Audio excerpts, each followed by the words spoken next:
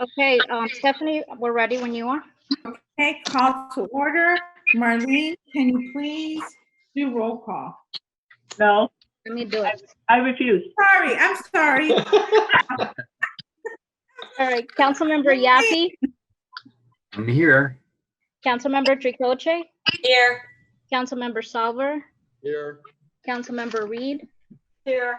Councilmember Leonard, Here. Vice Mayor Fuller, Here. Mayor Bruder. Here. You Okay, have a before quorum. we begin, thank you. Before we begin, Alma, I think you have an explanation about the new way we are conducting these meetings. If you Yes, please. so I just want to take a brief moment to explain pretty much our new meeting format moving forward.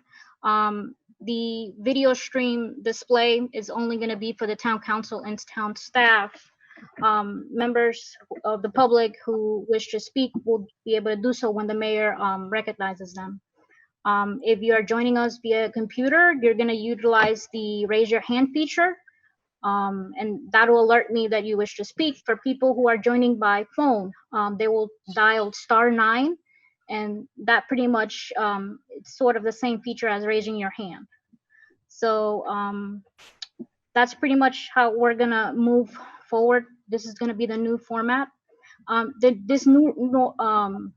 new virtual meeting format pretty much has additional safeguards, and it prevents people from hacking our public meetings pretty much.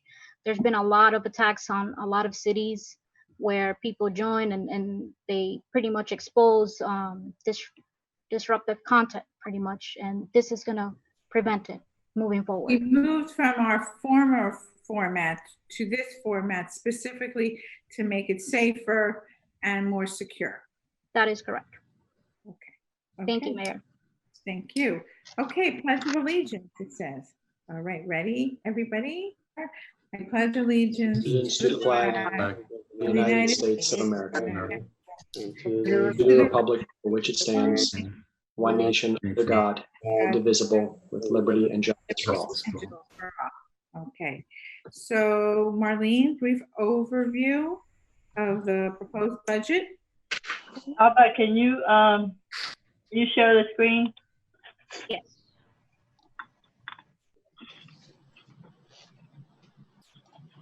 Okay. Okay. I wanted to say that this has been a very difficult budget to prepare. I've had to make obviously some assumptions. I don't have a crystal ball, but as everyone knows, we're under a pandemic from COVID-19. Our operations have been disrupted. Our funding has been disrupted. Pretty much everything has been disrupted this year and possibly going into next year.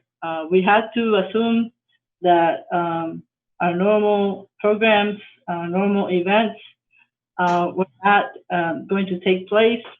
And we operated from there the best that we could to prepare a budget that was as realistic as we could with all the unknowns. This year, the proposed millage rate is 3.6829. Last year's was 3.6245. That is the rollback rate, even though some people have a difficulty grasping that because our taxes went up, but it went up on the new construction side. Our taxes for our residents actually have a 3.5 decrease in property value. So it is a rollback because it is based on the property value of the existing properties without the new construction. So I know some people have a little hard time understanding that concept, but it is still a rollback rate because of that. The resident who owns a $500,000 home, as you see, even though it is going, we are gaining more revenue because of the new construction, their impact is going to be a slightly lower tax bill. under this proposed millage rate.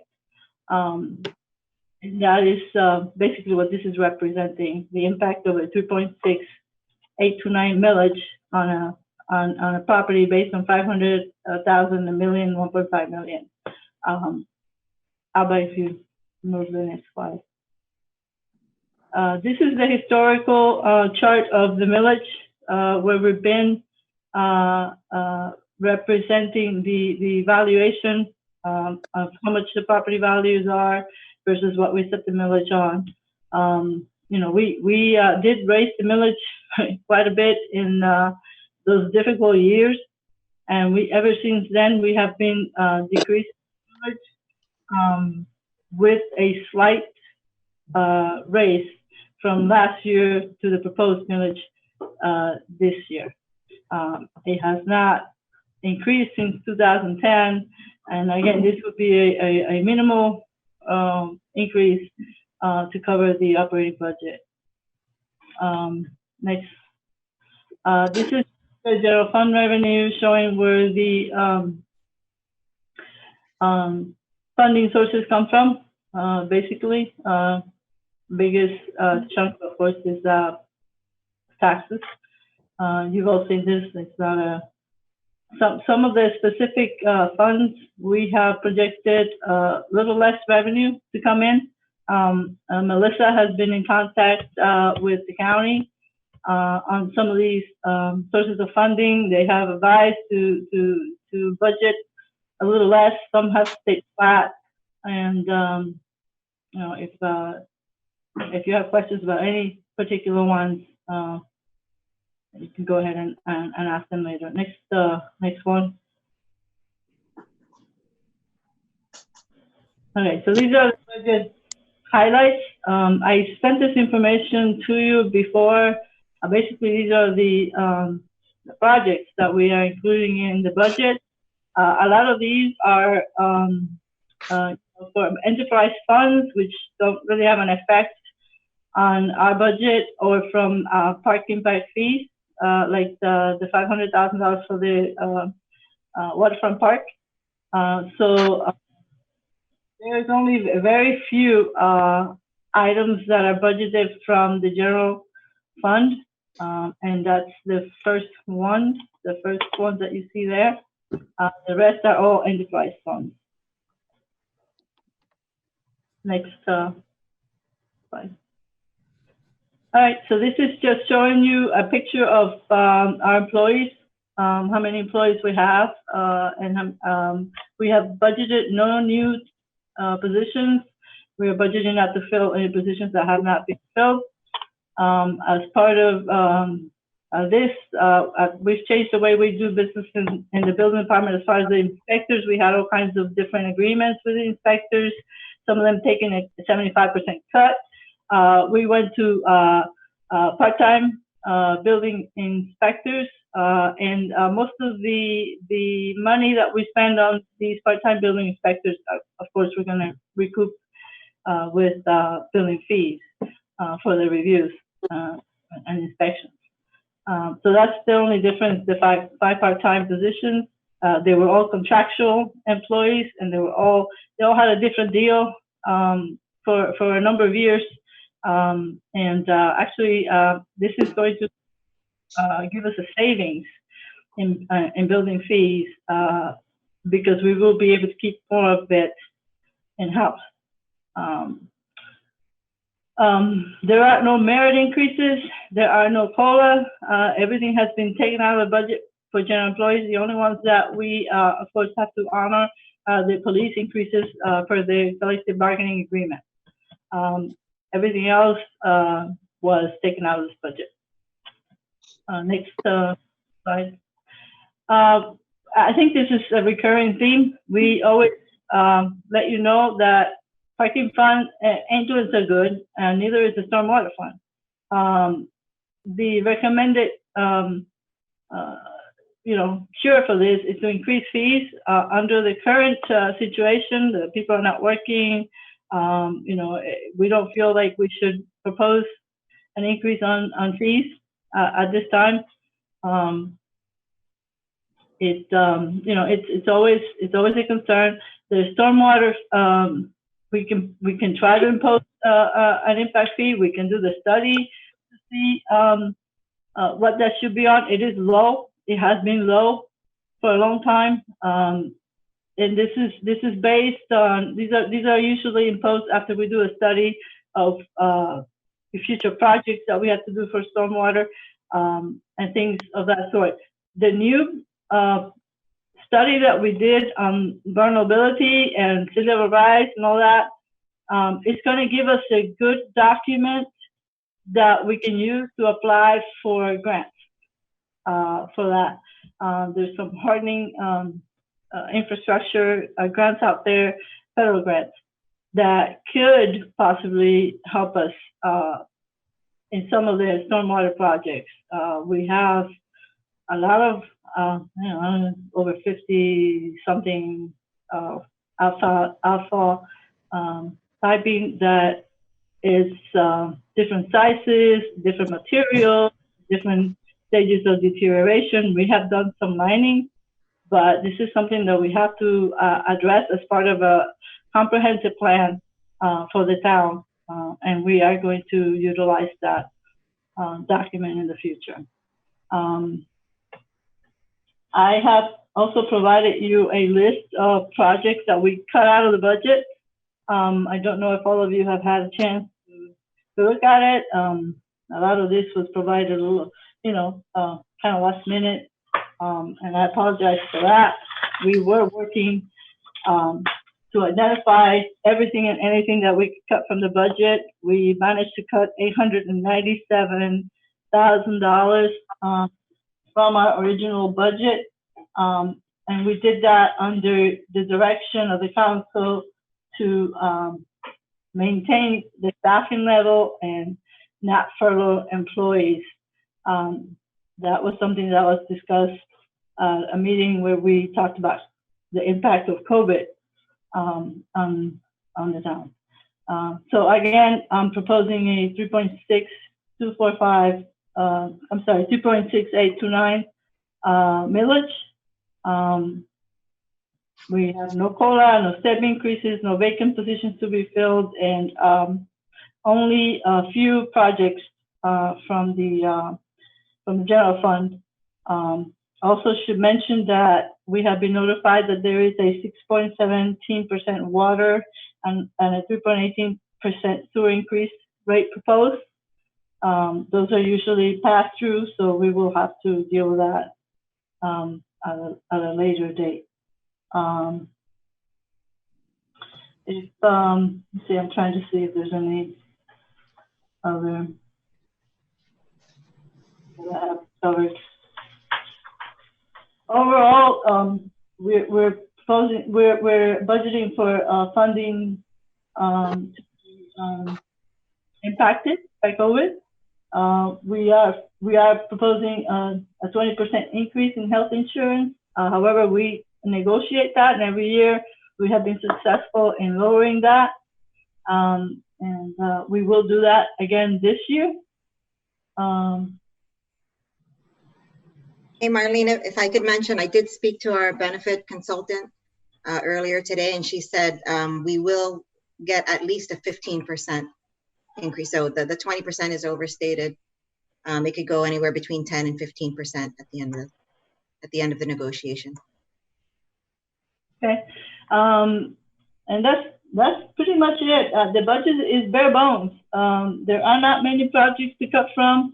One of the things that I did put in there, two things that I did put in there that you may feel differently about is one is the printing of the newsletter. I felt like I was looking at every line. I have left the design of the newsletter in there, but I did cut out the printing, the sorting, and whatever the fees that they charge us for that. That is something that I felt like I had to address. Our position was that we will continue to produce the newsletter, put it on the website, and perhaps print on demand. People that want it and contact us we can send it to them. We can provide it when they come to town hall, and we can save some money there. The other things that I put in here that some of you may or may not agree with is the pool, the Miami Shores pool agreement. That's $50,000. We've had very low usage on that.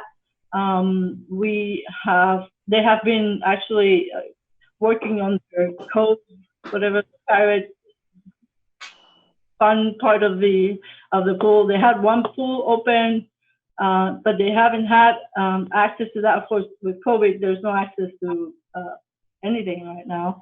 But that project has gone on. It was originally set to be completed by April and be ready for the summer. If this was a normal summer, it has dried on. I contacted Tom Benson and asked. He actually let me know that they are almost done. They're on the inspection phase of it. And of course, it's going to, even when they're done, it's going to remain closed because of. Did we pay this year $50,000 for no use? Yeah, well, I think we paid, yes, we are trying to say we don't want to pay next year. We want to cut it out of the budget. I also let him know that we might be looking for some refund because of not being able to use it. I will let you know what that negotiation ends up. Marlene, it shouldn't be some refund. They should be crediting for this following year. I mean, that's, they weren't able to provide the product, and this was not COVID that closed it down. This was a construction issue and maintenance. So they couldn't provide it. So if we don't pay for it this year, I'd have no problem with that if they're just essentially crediting last year's payment. Well, the issue with that is that part of the year it was open at the other pool, maybe not the play area with the water features, but the other pool was open for part of this. So I will do my best to get as much as I can. Let me ask you something. The 50,000. When does that contract begin, and when does that contract? Like when does that year begin? I just looked at the contract, and I have to tell you that I calculated a 60-day notice, and I have the letter ready to be signed if you guys agree to. No, I don't remember the specific month. No, but either way, I don't want to terminate the contract. I want to enforce. They couldn't provide it. This is something for legal more than anything else. We need to make sure that we're enforcing, and the product we contracted with, it doesn't make a difference if they provided only part or there's a little bit of time when, and I don't think there was much time when that other pool was open. It was very little amount of time. But if they couldn't provide the product that's in the contract, then they need to either repay the entire amount or just we can agree to them right now to credit for another year, which is not a bad thing considering theirs is going to be closed at least for the first few months here. So proportionally, we're actually probably fine for one more year. I agree with that. I mean, we shouldn't be paying for something that we can't use. Yeah, absolutely. I mean, I will pursue that. It is not in the budget for this year. So. Yeah, but legal should be I just dealing. looked up the term. It's February 1st to January 31st. So by February 1st, if anything, because of COVID, we only had 1 month of use. When the contract begins, it begins in February and it doesn't go to the following. So really, we haven't used it at all this year. We couldn't. Right. Even February 1st, the kids, the children's area, which was the main area of that pool, was not accessible.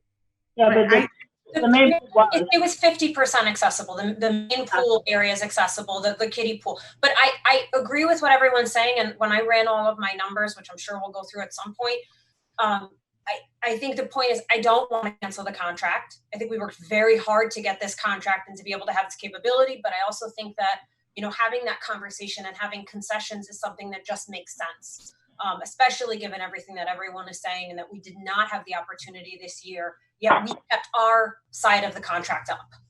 I think we should just, like Josh said, roll it over to next year, see where we're at. We're not doing, I don't want to have to renegotiate with them because it took a long time to get, have the ability to use their pools. But I think that we shouldn't be paying for something that we did not use. Let's see where we go, and you'll keep us updated and let us know. And as far as you're saying that this year, it's not in the budget, correct? Yeah. It was eliminated. This was one issue that I spoke to Marlene about. I agree.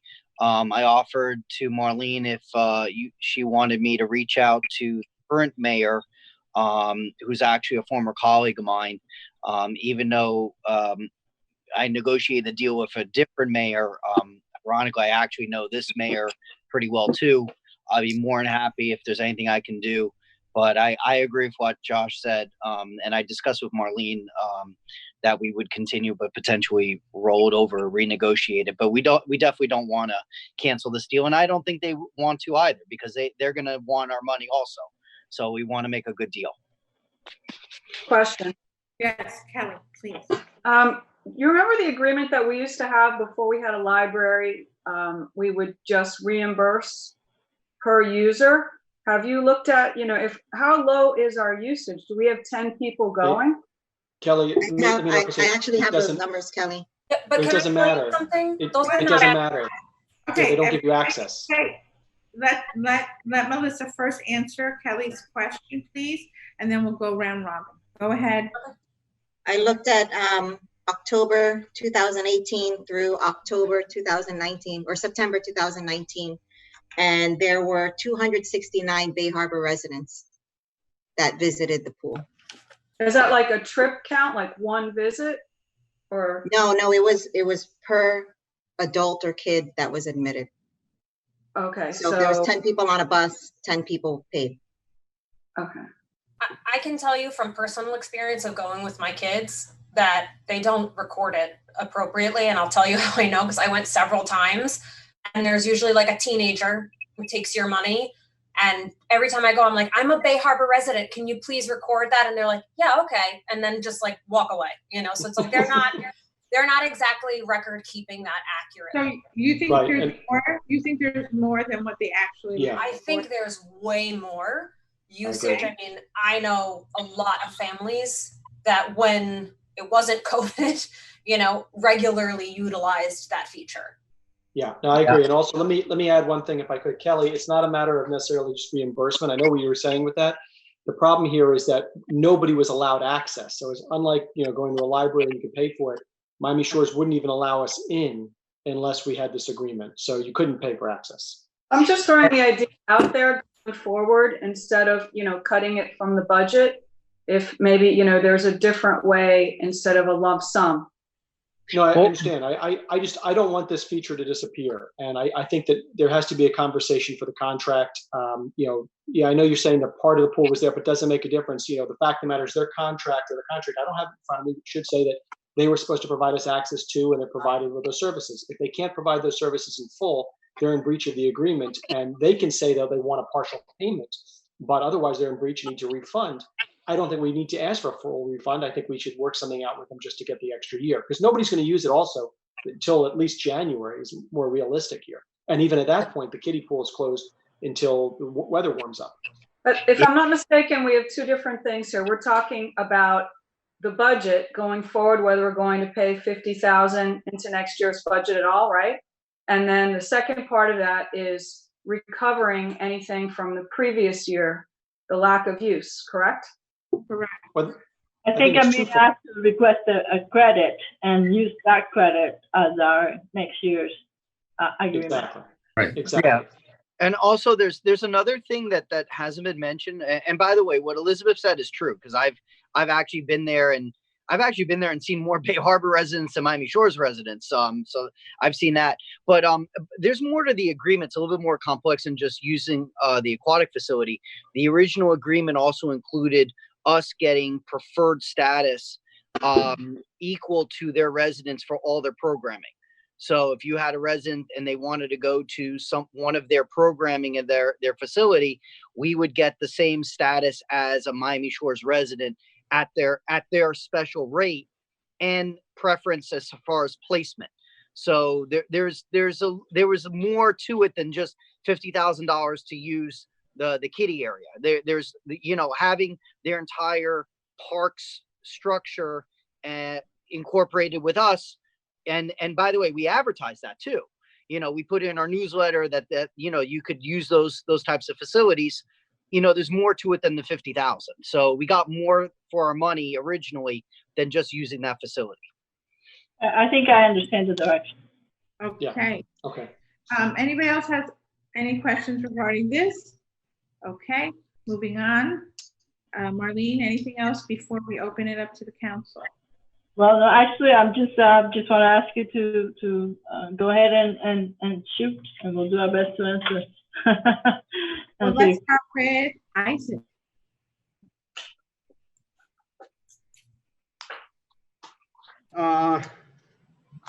I went through the budget, and I have kind of like the same question year after year. And it's something that really strikes to the heart of the employees, I'm sure. And as the chairman of the retirement fund, I feel a little bit bad even suggesting the notion that we, stop the defined benefit plan, or if that's what we have, like just stop it in its tracks and create a new plan that is more cost effective for the town. I think the type of plan that we have is very, very archaic, and by the looks of the budget is very expensive. And I think, I mean, we could, I wouldn't like rush into this, but I think it's something that we need to talk about, especially in years where we don't even know what we're faced with at this point. We don't know how much revenue sharing we're going to get. We don't know how much sales tax and other types of revenue streams are going to come in.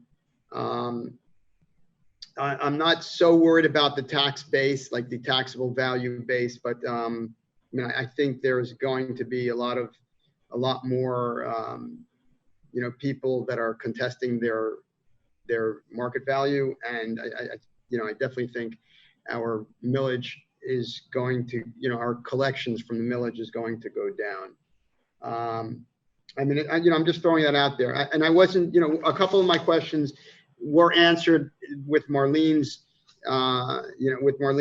synopsis of the budget. One of them, I just couldn't figure out how we were just eliminating 38 grand of printing and binding. But now I realize that we're creating it and it's going to be purely digital, not paper. Is that what that means? That's what I'm proposing. Okay. And I wasn't sure it's something that we kept in the budget still, which was a $30,000 item that was called special projects under the direction of the town council. Could one of you guys tell me what that was? That's all the stuff that you guys throw at the manager every year. That includes also like I think Melissa, if I'm wrong, correct me. I think that includes like the TDR studies that we do, any studies that we are doing. I think that includes also that included the consultant that we had for the rebranding and things like that last year. So things that are not in the budget that we get direction from the council to do during the year, that's where all that comes from. Can you think of anything else that came out of there, Melissa, last year? I thought the rebranding,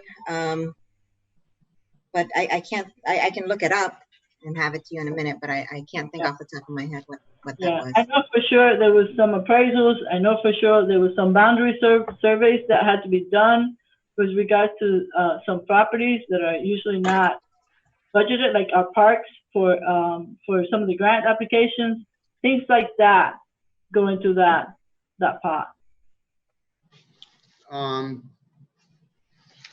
Thank you. Where are we at with the, how far into our collective bargaining contract with the cops are we? Well, that's pretty much come to a halt. I was approached by them. I think the contract expires in October. October of 2020? Yes. There were negotiations that were going with JC. I think Melissa might have been a part of that. I had no knowledge of what was going on in those discussions. And I did not feel comfortable negotiating an agreement that I had no knowledge of and that I wasn't going to be here for. So I kind of like not met with them and have not addressed that issue. You have not met with them and you have not addressed that issue, is that what you said? That's correct. Okay, because I think we might need to approach this from a more proactive standpoint, because I think we don't want to be in the position where the old agreement continues into the new fiscal year.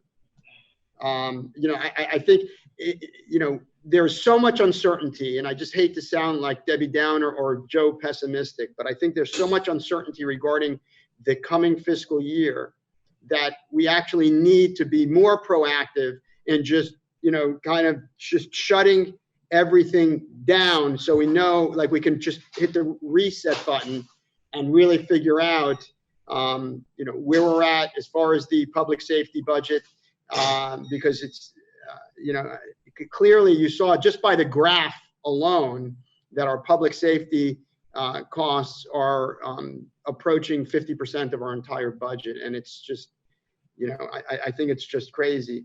So, I think let me say that we have been many times in a situation where we've had expired collective bargaining agreement. As far as a year, we don't expect to do that. I expect you guys to choose a manager and have that manager negotiate. We budgeted according to the agreement that we have in place now. But I don't feel comfortable negotiating an agreement when I'm not going to be your manager come a month and a half or two from now. So they have always asked. So then you shouldn't be the one that's Marlene. They have always asked for enhancements, frankly, I wasn't informed and I wasn't kept up to date of what was being asked. I don't want to get into the specifics of why I wasn't able to negotiate with the police representatives, but there was issues with that also on their end. Let's just say the representatives were not available for purpose of this meeting. So there's been issues through the negotiation, and there's been reason why I haven't done it. It hasn't been by neglect or design. There's been issues. So we have approved PBA negotiations 6 months in arrears, a year in arrear. We have also done a 1-year contract and then come back and renegotiate a multi-year contract in the past. All that has happened. It's not new. So I think without going into any other further, I can explain to you if you give me a call, but without going into any further details, it hasn't just been that I wasn't available or that I wasn't willing to. There's been no one that I could negotiate with on the other end also. Okay, I get it. I just, since I was called upon first, I just wanted to really touch on the things that are more of like, like kind of machete type of cutting rather than scalpel type of cutting. And I wanted to put it out there, go on record as to what my thoughts were. There's a lot of little lines. Well, first of all, I apologize for not prefacing my words by saying, I think you guys did a great job. The little trick with the numbers, it's a rollback, so we don't have to advertise a tax increase, even though we are increasing taxes. I'm not sure how comfortable I am with that, but I guess we'll circle back to that. But I think overall, you guys did a wonderful job. So I'm sure that there'll be other comments, but I've taken enough time. Stephanie, you're muted.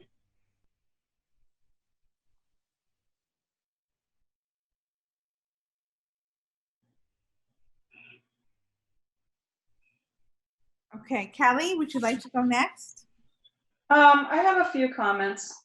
First of all, on the newsletter, I think it's kind of shame. We lost our TV channel and we kind of rely on the newsletter to get to every door.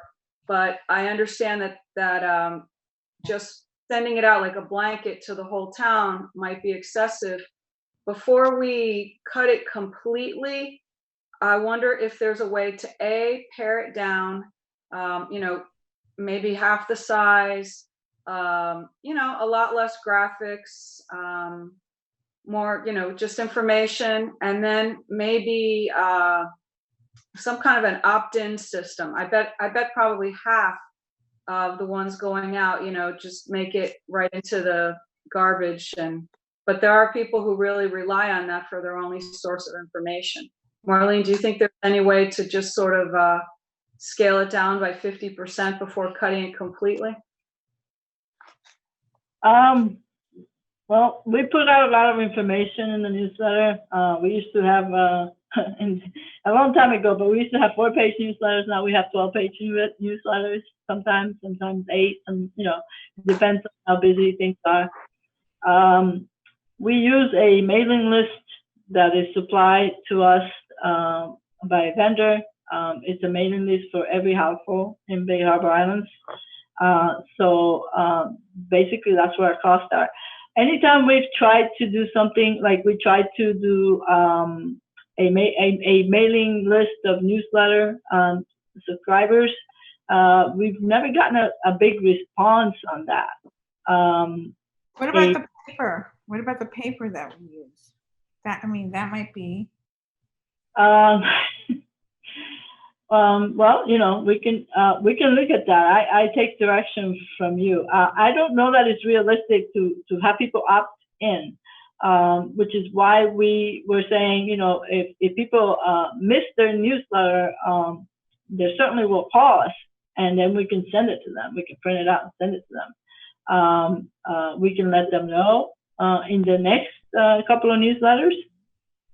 Because we're still in this year's, and we can say, and going forward, opt in to receive the newsletter, and we can put it in the newsletter, so people that are actually interested in reading it can contact us and let us know. Yeah, I want to just say I agree with Kelly on this. I think, and I'd like to see the opt-in. I think it does make sense to put it in the newsletter and say, hey, if you want to continue to receive this, and then put it on Facebook and put it on Instagram and put it, do a blast out so that everybody knows, if you want to continue to receive this, this is how you're going to be able to do it. Because I agree that I think there are a number of people that rely on the paper newsletter. And then there are a number of people that just aren't really engaged. They're fine with the digital version. So I would like to see that. Josh, if I may, I think the only thing is, I think we may not be looking at the actual numbers. I'm in favor of keeping the newsletter. I know the cost is there, but I think it's the best way to reach people. I think we already have a problem right now with trying to reach residents with news. We have not been successful on getting people to look at the app or on Facebook or anything else like that. They look at the newsletter even more so probably than they do the electronic signs. The fact though is this.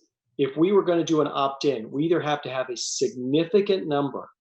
Otherwise, let's just say we only get a couple hundred people or 300 people or 200.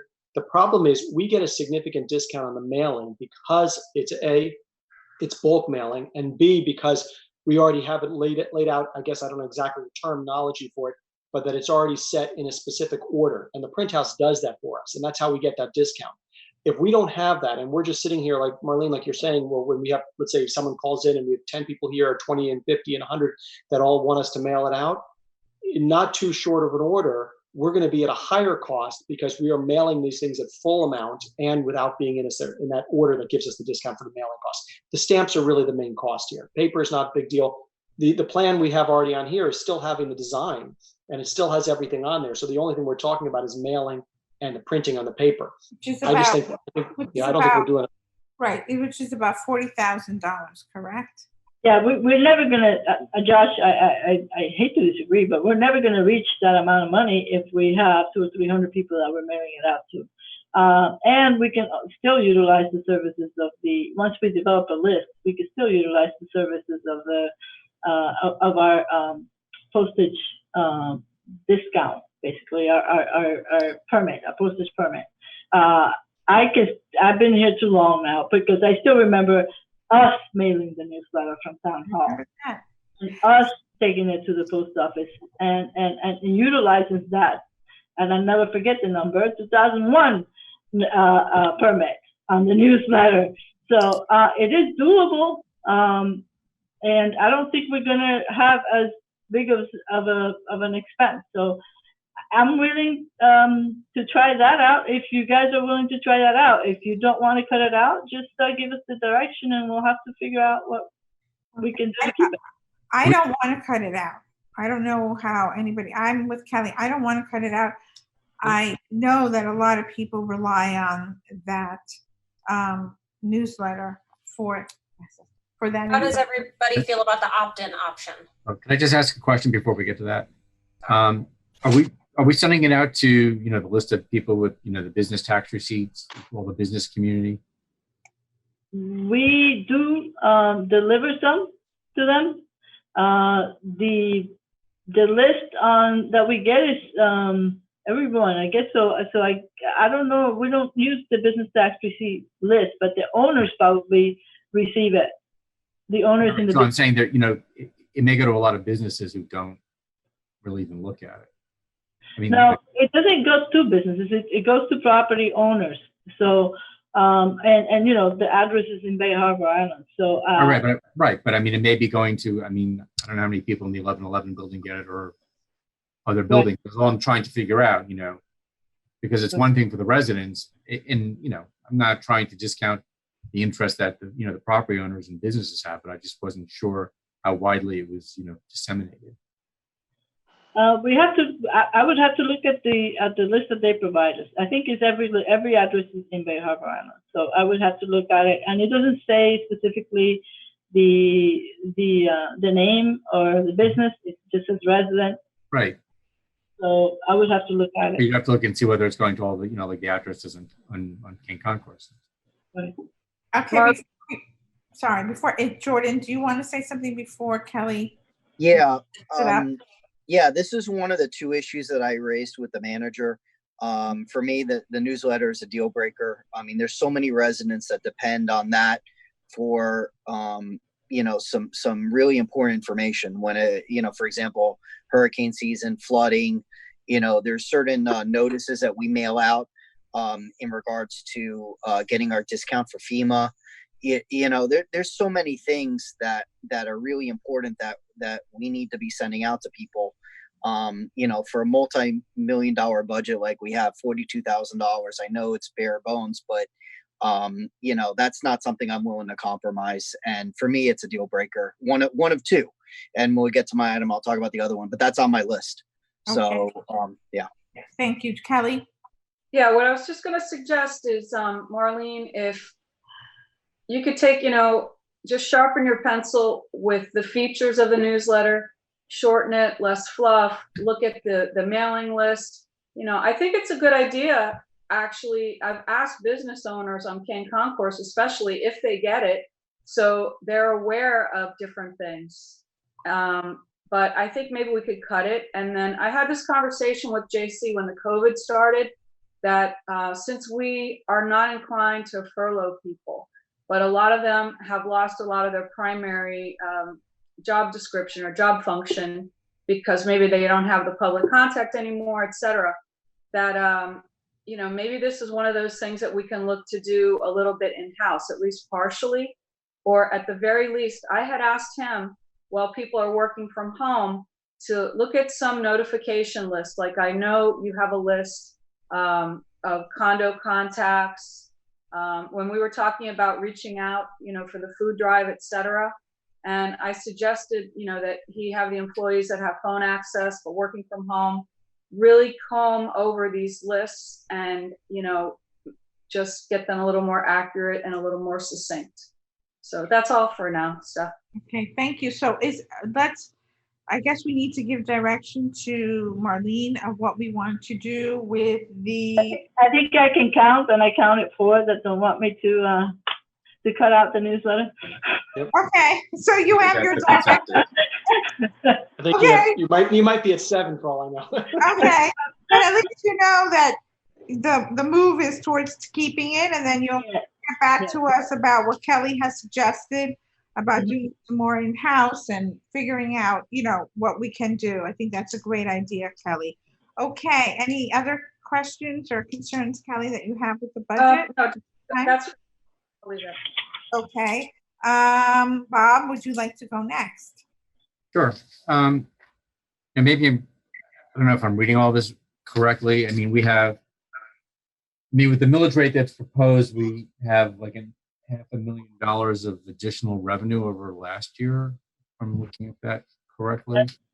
Yes, on new construction, is where that number comes in. Right. Okay. But then we're also cutting almost $900,000, I guess, of the asks. So I'm just wondering if we weren't cutting all that, where would we be? What would be the millage rate if we weren't cutting all that? I think Melissa might have a It was like And- 3.9. It would be what? 3.9. 3.9. 3.9. Okay. Because I was just, because there's a lot of cutting there. So that's, so I was just curious about that. And I wasn't sure how much of the cuts were really maybe some from enterprise funds as opposed to, general revenue funds. I'm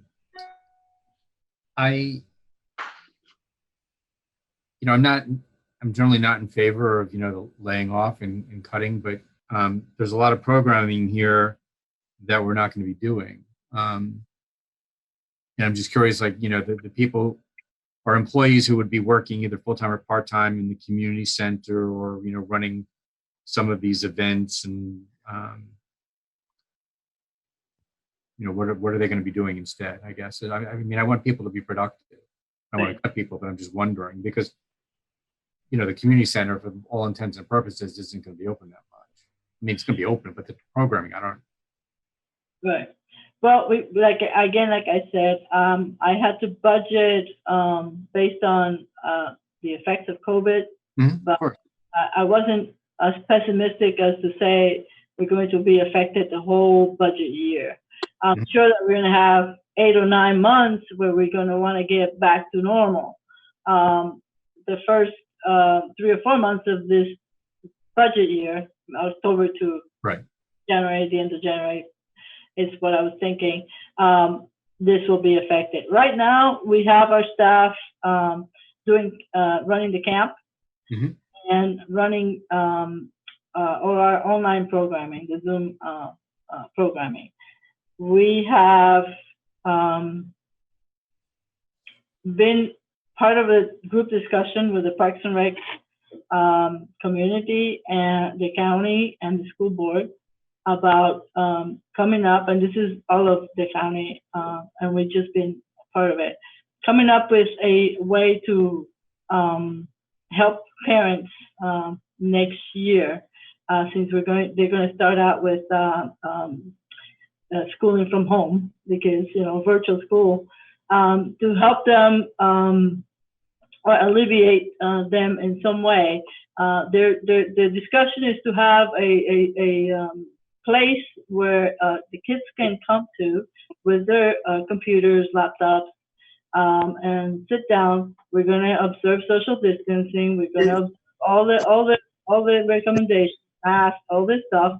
And this is still being developed, but they would come in and they would have staff supervision. What they're doing, not specifically tutoring, not specifically teaching, because that's not our function, nor are we certified to do that, but to have some staff supervision so that they would come have a place to go to and spend 3 or 4 hours. We're thinking about doing 2 shifts, morning, afternoon. And we could be probably serve between 100 and, if we split it up, we could serve between 120, 130 kids while school is going virtual. So there's things that we're thinking about doing. And of course, the rest of the years, we would have to rely on our staff to go back to programming, to go back to the events and things of that sort. So that's where our thinking is with the Parks and Recreation Department. We're evolving. We didn't think we were going to do camp but we did it, and we're still doing it. There's always something that we can do. We've talked about doing at some point when the numbers get better, some social distancing, actually physical Tai Chi, programs that we can do at the park next to the community center in the open field. So there's been a lot of discussion of things that we could start doing once the numbers come down. Obviously not now, but that's where it is. Okay. No, I mean, that makes sense. I just wanted to know, just some explanation, and I appreciate that. And that's a good idea if we can alleviate, some of the parents' concerns by, doing the social distancing, having a place where they're coming and sit with their computers and just doing work, and having somebody just, monitor them so that they're not. But are we going to use our What's that? Are we going to use our full-time staff, or are we going to use our part-time staff? No, we would use our full-time staff, and we would never call in the part-times unless we had a lot of people and we needed to call in a couple of them. Probably never all of them, just as needed. Well, let me say, I do like the concept of the program. Obviously, Marlene knows that because we've discussed it. My only thing, and I've talked to a bunch of parents, is they're concerned. Yes, we're not tutors, but they do want some guidance and instruction, especially for the younger ones. And I'm assuming that the staff is capable of doing. We're not teachers and we're not tutors. That is that the school board doesn't want to take that liability on. So we're I'm not asking you to be a tutor, but I'm saying if somebody has a third grade math problem, I'm assuming that our staff is going to be able to help them. Otherwise, what you're talking about then is a babysitting service, and I'm not. Well, in essence, it kind of is, yeah. Can I just? That's the purpose, of course, is for parents who really need to work and they can't stay home all day with their kids, and because their kids are home. This is at least it's an alternative for those who want to engage in that, knowing that their children are not being tutored, but there's somebody minding them basically, so that making sure that they're at least just sitting there and doing their work. Oh, if a kid has a question and he's doing multiplication, I'm assuming that the person who's there can help guide him. Or you're just talking because if not, you're talking about just a kid sitting there staring at a screen, and you're just babysitting them. That's exactly what it is. That's exactly right. But I guess if you were home, if the parents could be home with their child, the parents could help with the math problem or the English, the sentence structure and so forth. But I understand that our town employees are not necessarily going to be in that position. Right. And then I don't know. You get these like silly things, like I said. So if somebody helps a child with a math problem, they get it wrong. Then they come back to us. So. No, I understand, but third grade math, it's no offense. No, I understand. May I say something? This is still being discussed. It's still being developed. I will keep you informed how this is evolving. There's also been talk about actually having, if we have tutors that we utilized before. If we hire tutors, then we would have to charge a fee for this. So everything is still Are you not charging a fee for this? Not if we're just utilizing our full-time employees and giving the community a place to go and have their kids come to. If we providing a service beyond that would cost us money as far as the tutoring or anything like that, then that we would have to address that at that point. Can I say something? I think that we could spend a whole meeting just talking about this particular item, because the truth is, I think just from looking at everyone's faces and my own personal feelings, I have a lot of questions, a lot of concerns, but I think the baseline of like what I'm hearing, what I feel like is overriding for me too, is that, we do a lot of talking and I've done a lot of talking about efficiency. And I think this year, when we're talking about staff utilization and we're talking about where we're putting our dollars, for me, I really want to see efficiency. I want to know that when we're paying a staff salary, they're not just sitting there. that they're actually, you know, working hard during that time. And that's what I feel like Bob was getting at. Right. Was, Thank you, Elizabeth. you know, Right. yeah, no, I'm on the same page as you. Right. I don't want to get into the particulars of this particular program, which Marlene is talking about, because I recognize that it's information. I mean, there's a long way to go. So as has been said, we could talk about this for a long time.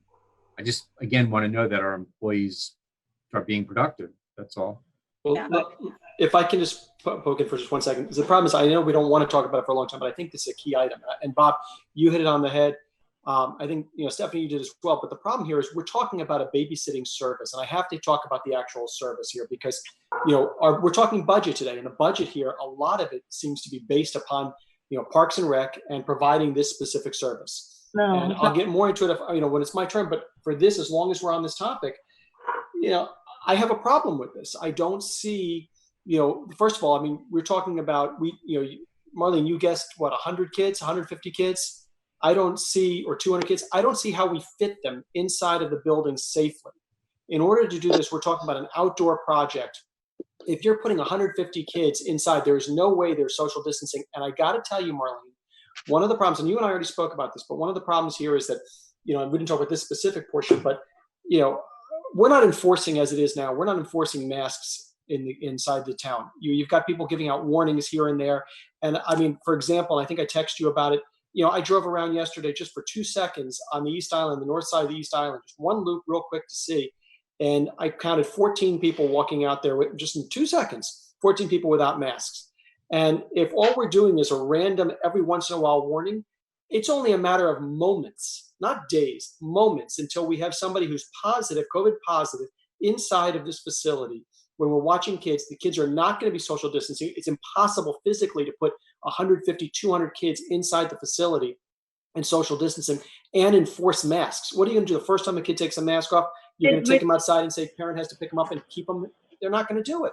We're not, this is not our, unfortunately, I would love to provide the service, but you're talking about a massive budget issue in a year when we're trying to cut costs because we do have revenue problems. Josh, this is not what the budget is based on. This was a response to Bob's question about what are employees doing and what are we thinking. We are coming up. No, Marlene, I disagree with you because we're talking about whether to keep.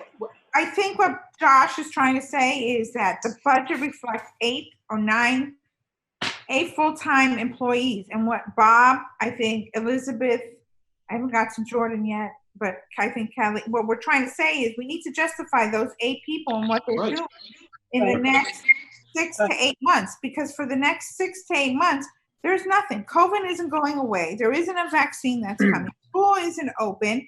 And this idea that it might happen, it might be, we do not want to lay anybody off. That was your direction. That is correct. However, moving forward, we need to live in reality. And reality is we have 8 full-time employees, and we need to figure out what is each one doing, and is it cost efficient to not us, to the people of the town who are paying the taxes who we represent. Am I hitting it on for you guys, John, Elizabeth? You're exactly on target. Right. It's germane. It's a germane question because it goes to the root of the budget. You know, one of the things I asked Marlene over the course of actually the first meeting out of 3 conversations, the first meeting I said, you know, I don't want to lay off anybody, but by the same token, my little test is you need to be able to justify the positions that you have there. You know, you have to be able to justify all of those individuals.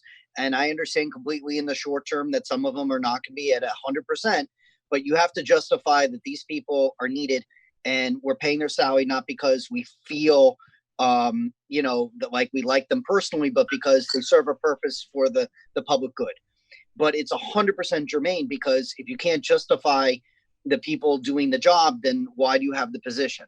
I'm not advocating for getting rid of anyone. I'm saying it's valid to have the conversation during the budget meeting because that's the whole point of having this meeting. Well, Exactly. what I'm hearing is,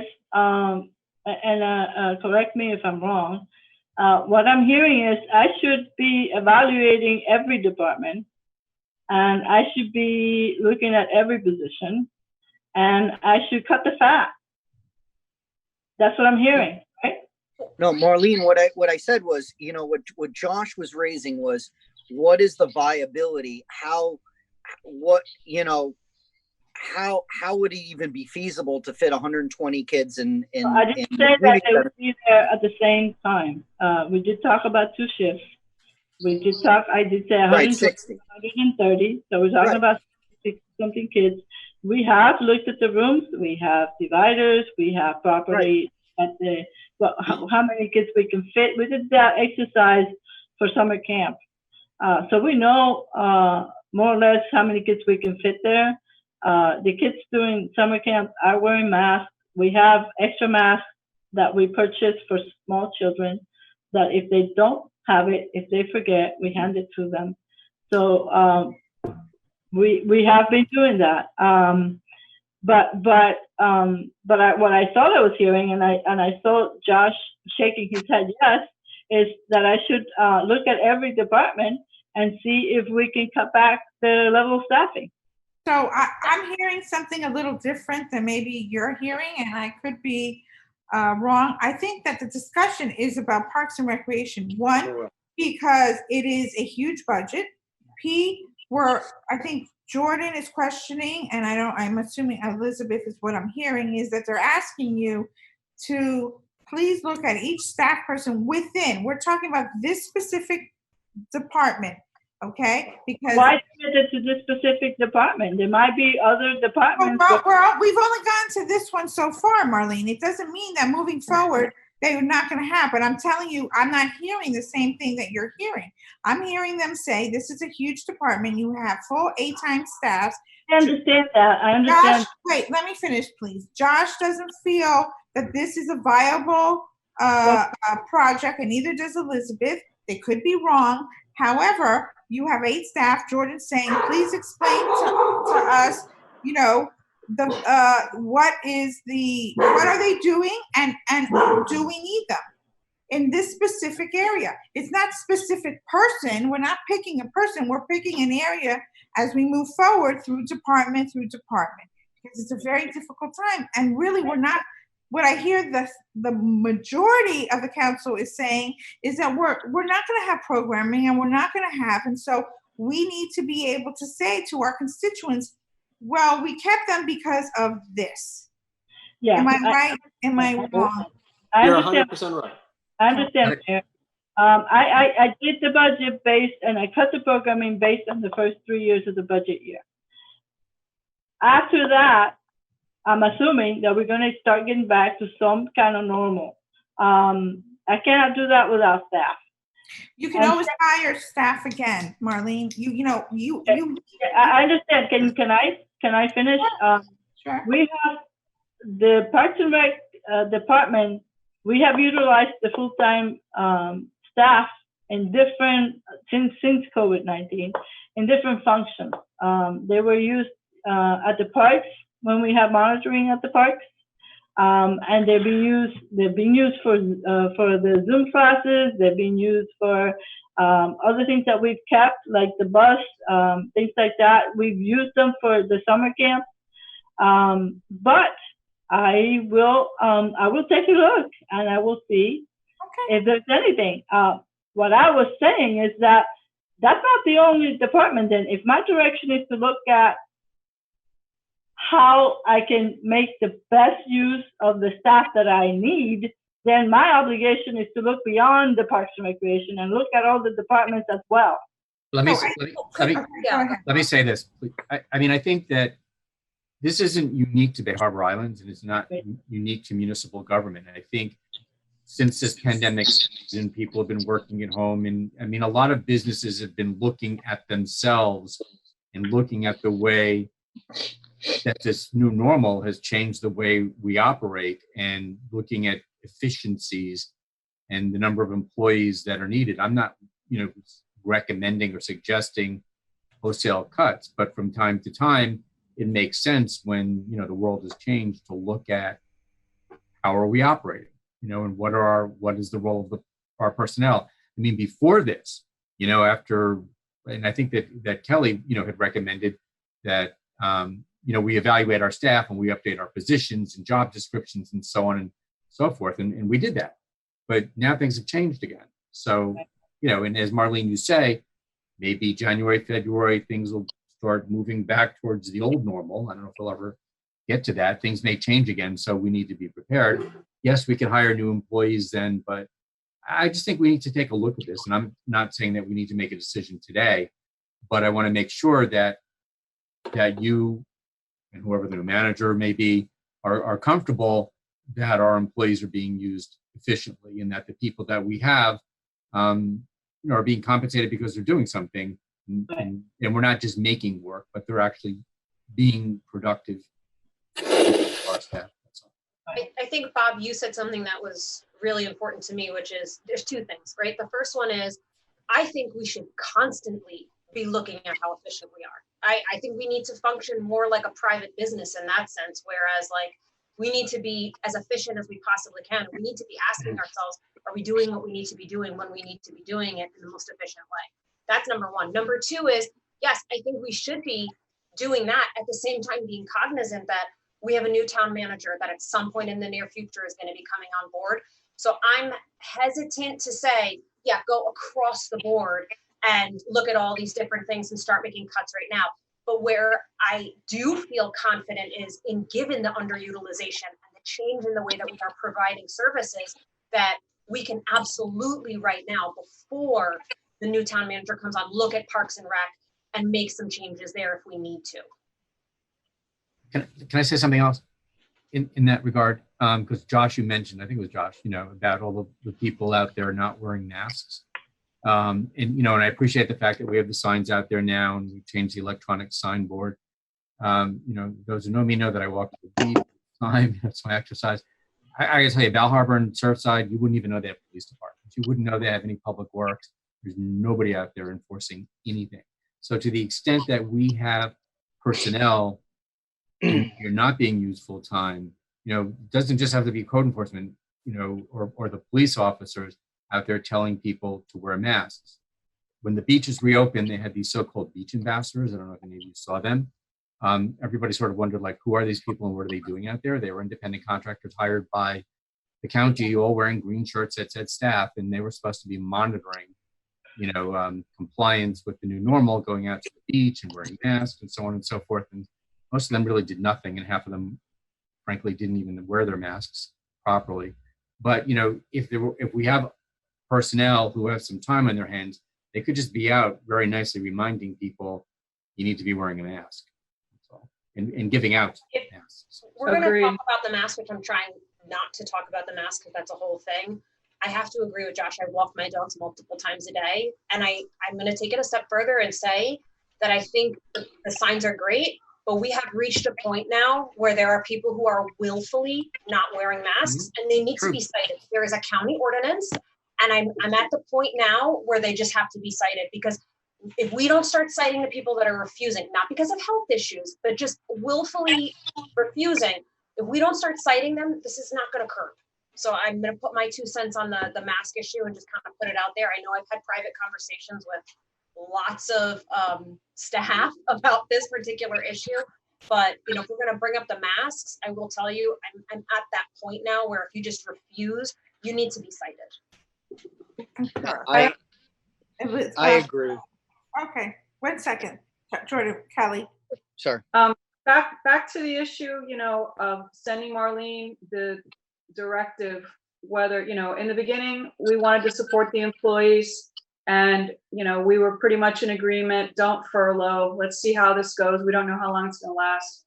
And now it's budget time. And so now we all want to be efficient and cut the fat. So those are sort of two, opposite positions. And, a few of you have mentioned it too. We have a manager coming in the very near future. I don't think we should be doing any permanent furloughing or fat cutting. I think we have a pretty decent plan here that I'm sure, throughout the rest of the meeting, we'll all be tweaking slightly, but the basic bones of it, I think we can leave. And then in a month or so, when we get our new manager, I'm sure he or she will be, evaluating the whole organization and making observations. And so I think any drastic cuts should really wait for that manager. As far as the masks go, I couldn't agree more with, we've all gotten the complaints from citizens. And my reply back to Marlene was launch a campaign, include everything. Print flyers, education, get people out there. I wouldn't even, mind seeing like the utility truck, the public works truck driving around with a sign in the back that says wear a mask. I want people to see it loud and clear. And I do see, some police cars driving by. I don't know what direction they've received, but they're definitely the first line who can, when they tell people you must wear a mask. And I know they do carry masks when they encounter people, in their work. If they have to speak to someone, they can give out a mask. So maybe we need to have a flyer. And if people don't have the mask, tell them to put this on right now. And I support the enforcement as well. If I may just real quick, just for clarity, the reason I mentioned the mask, because I wasn't trying to get on a tangent, just to remind everybody, was the fact that I have a lack of confidence in I have a lack of confidence in our ability to enforce, the mask inside of bringing the children in if we can't even enforce it right now as it currently stands. And that was the point. So when we're talking, bringing this back to budget, and obviously I think we've all said our piece here, but when we're talking about the efficiencies and we're talking about whether or not, look, I don't want to lose people. We have great people that work for the town. But at the same time, my point is when we're cutting so many different services, so many different parks and rec events, a lot of the things on the budget here are events that we're either, paring back to half or we're eliminating. And this is what Parks and Recs does. And we're talking about that the only reason we'll be keeping them, because there will be several months where we're not doing any additional features, would be on the possibility of bringing things back late in the year or next year. And with the possibility of doing here a camp or equivalent of a camp of a daycare center, which I don't necessarily think is going to work. That's where I think we have to be looking at it, because we're talking about, let's not go be unclear here. This budget raises taxes. It does. And the fact is we're asking people to pay more taxes for a potential service that I don't think works. I don't think, as much as we want to help, parents and have someone watch kids, we're not a daycare center. We are not set up for it. We don't have the facilities for it. We don't have the money for it, and we don't have the space to actually do the social distancing, let alone our ability, or actually our inability to enforce things right now. So I want to let you know, I talked to a couple people in other towns, and what they're doing is that because of Parks and Recreation specifically, is they are furloughing them for 3 months, just like to the school. The school is not going to be up to October, and then they'll see from there. I'm not okay with raising taxes and explaining to constituents who can't pay their mortgage. They have insurance to pay, hurricane insurance to pay. They have to find care for their kids and everything else. And some of them are really not working. And I've explained this to Marlene before, my feelings on this. And I just can't justify, can't justify it. And as far as the masks go, well, I agree with Kelly, but our first offense is that the police actually have to wear the masks too. And That's correct. So, And I code enforcement, if they're telling people when they get out of their cars, they need to be wearing the mask. right, because I don't have to go far. Mitchell's friends don't want to wear masks, and the first thing they say, the police isn't wearing it. You know what?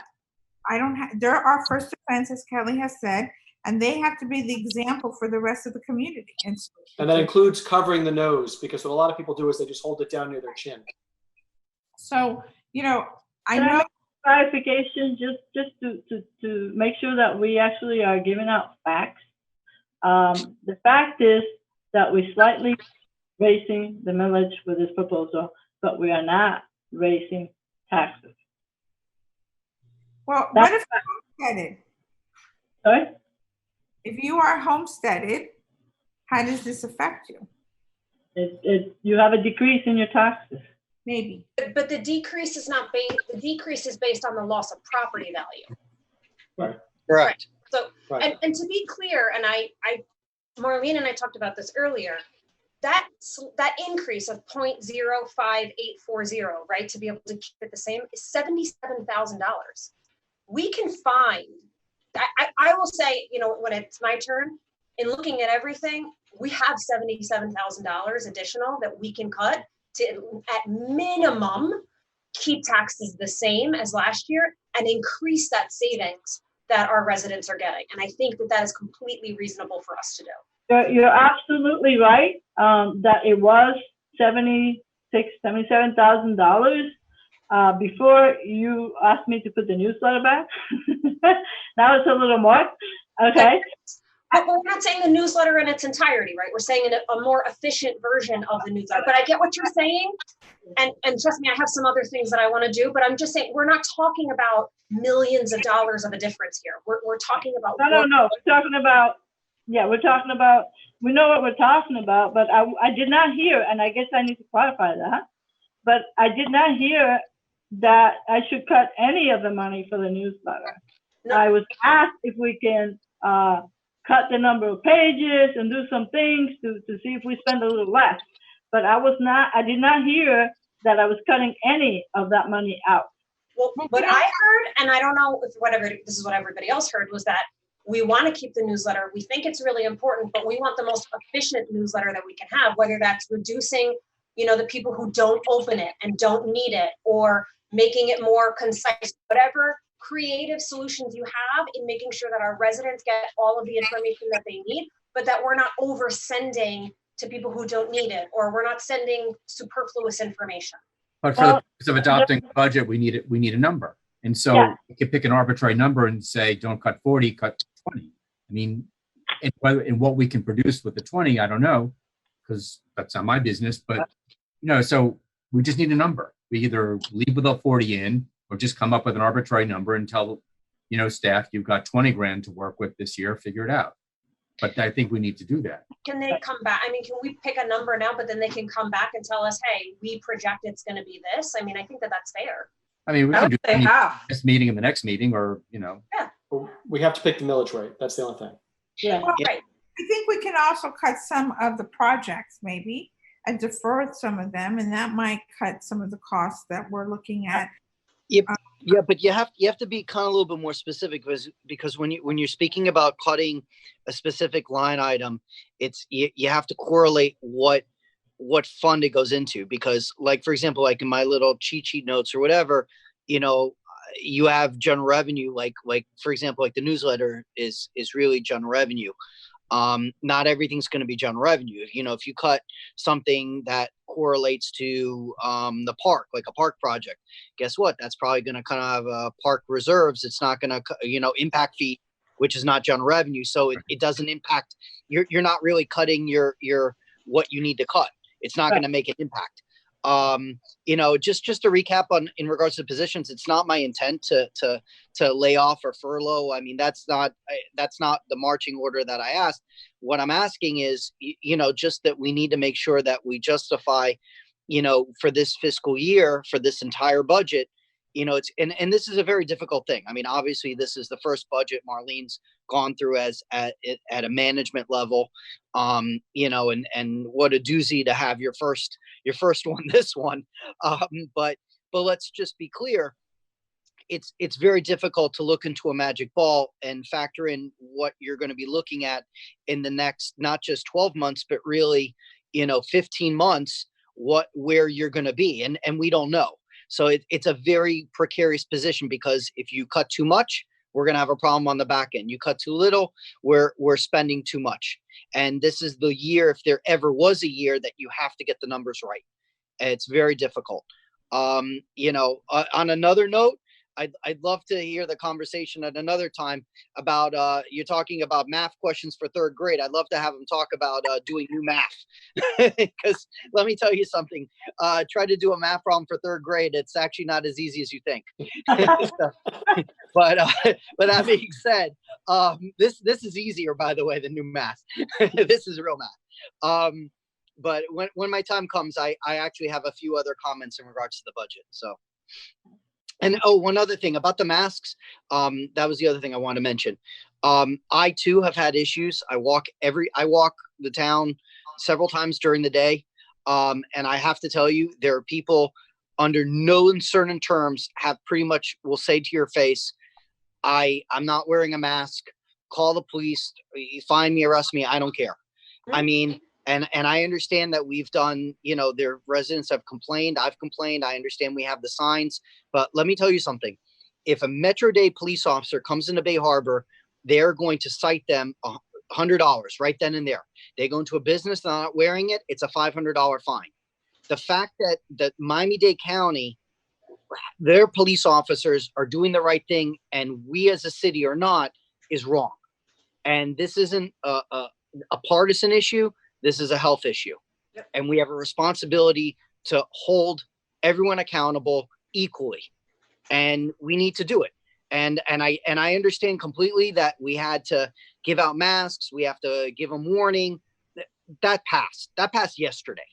We need to do the right thing then and there.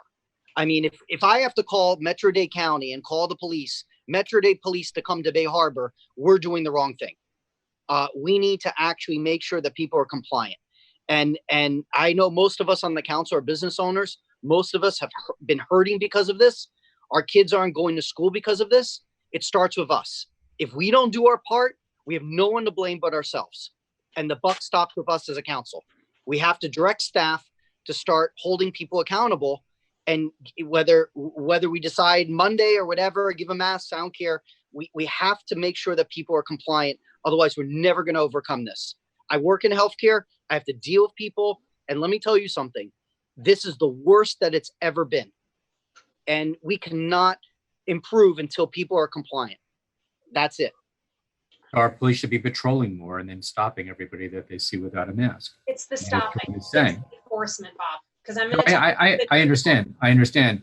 No, I think I told Marlene, did I tell you, like the other day, because I go out and I walk also, and, over like last weekend, I maybe saw one police car the entire weekend. I'm not, I love our police force. They're great. We have an excellent police force, but sometimes I want more visibility. And we go through these cycles where, they're very visible and then all of a sudden it drops off and I don't really know why. But particularly during this period of time, I want to see them every day. I want to see them driving around and I want to see them stopping people. And I want to see them on 96th Street and I want to see them on both islands. We need more of a presence because we really need them to, as Elizabeth and Jordan said and others, to be enforcing this strictly.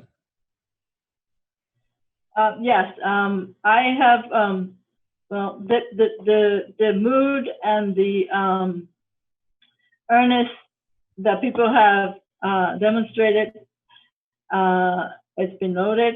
I was, and not just myself, but most of the cities were actually taking the approach of educating and giving people masks and getting more visibility out there and that kind of stuff up until now. We have done that. Maybe we don't get to everyone, but I have some numbers of how many masks have been giving. I know that we've been giving warnings. I have parking enforcement actually out there doing that. I can add a couple more staff. Until recently, we weren't the only people that could enforce it were the police. Now we can do civil citations and have other employees trained to enforce that. I hear it. It is a serious issue, and we intend to address it.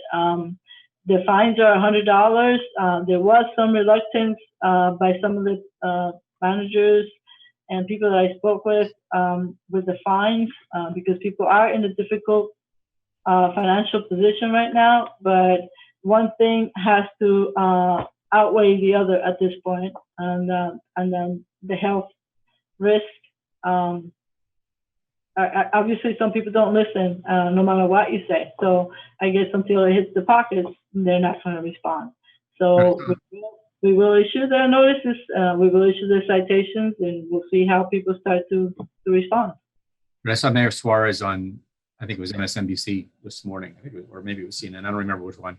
And he was talking about, again, the number of citations and the ability to give I guess notices to appear, which is, basically like a misdemeanor type of, not really an arrest, but they've got to appear in court and answer for it. So. Okay. Stephanie, you're muted again.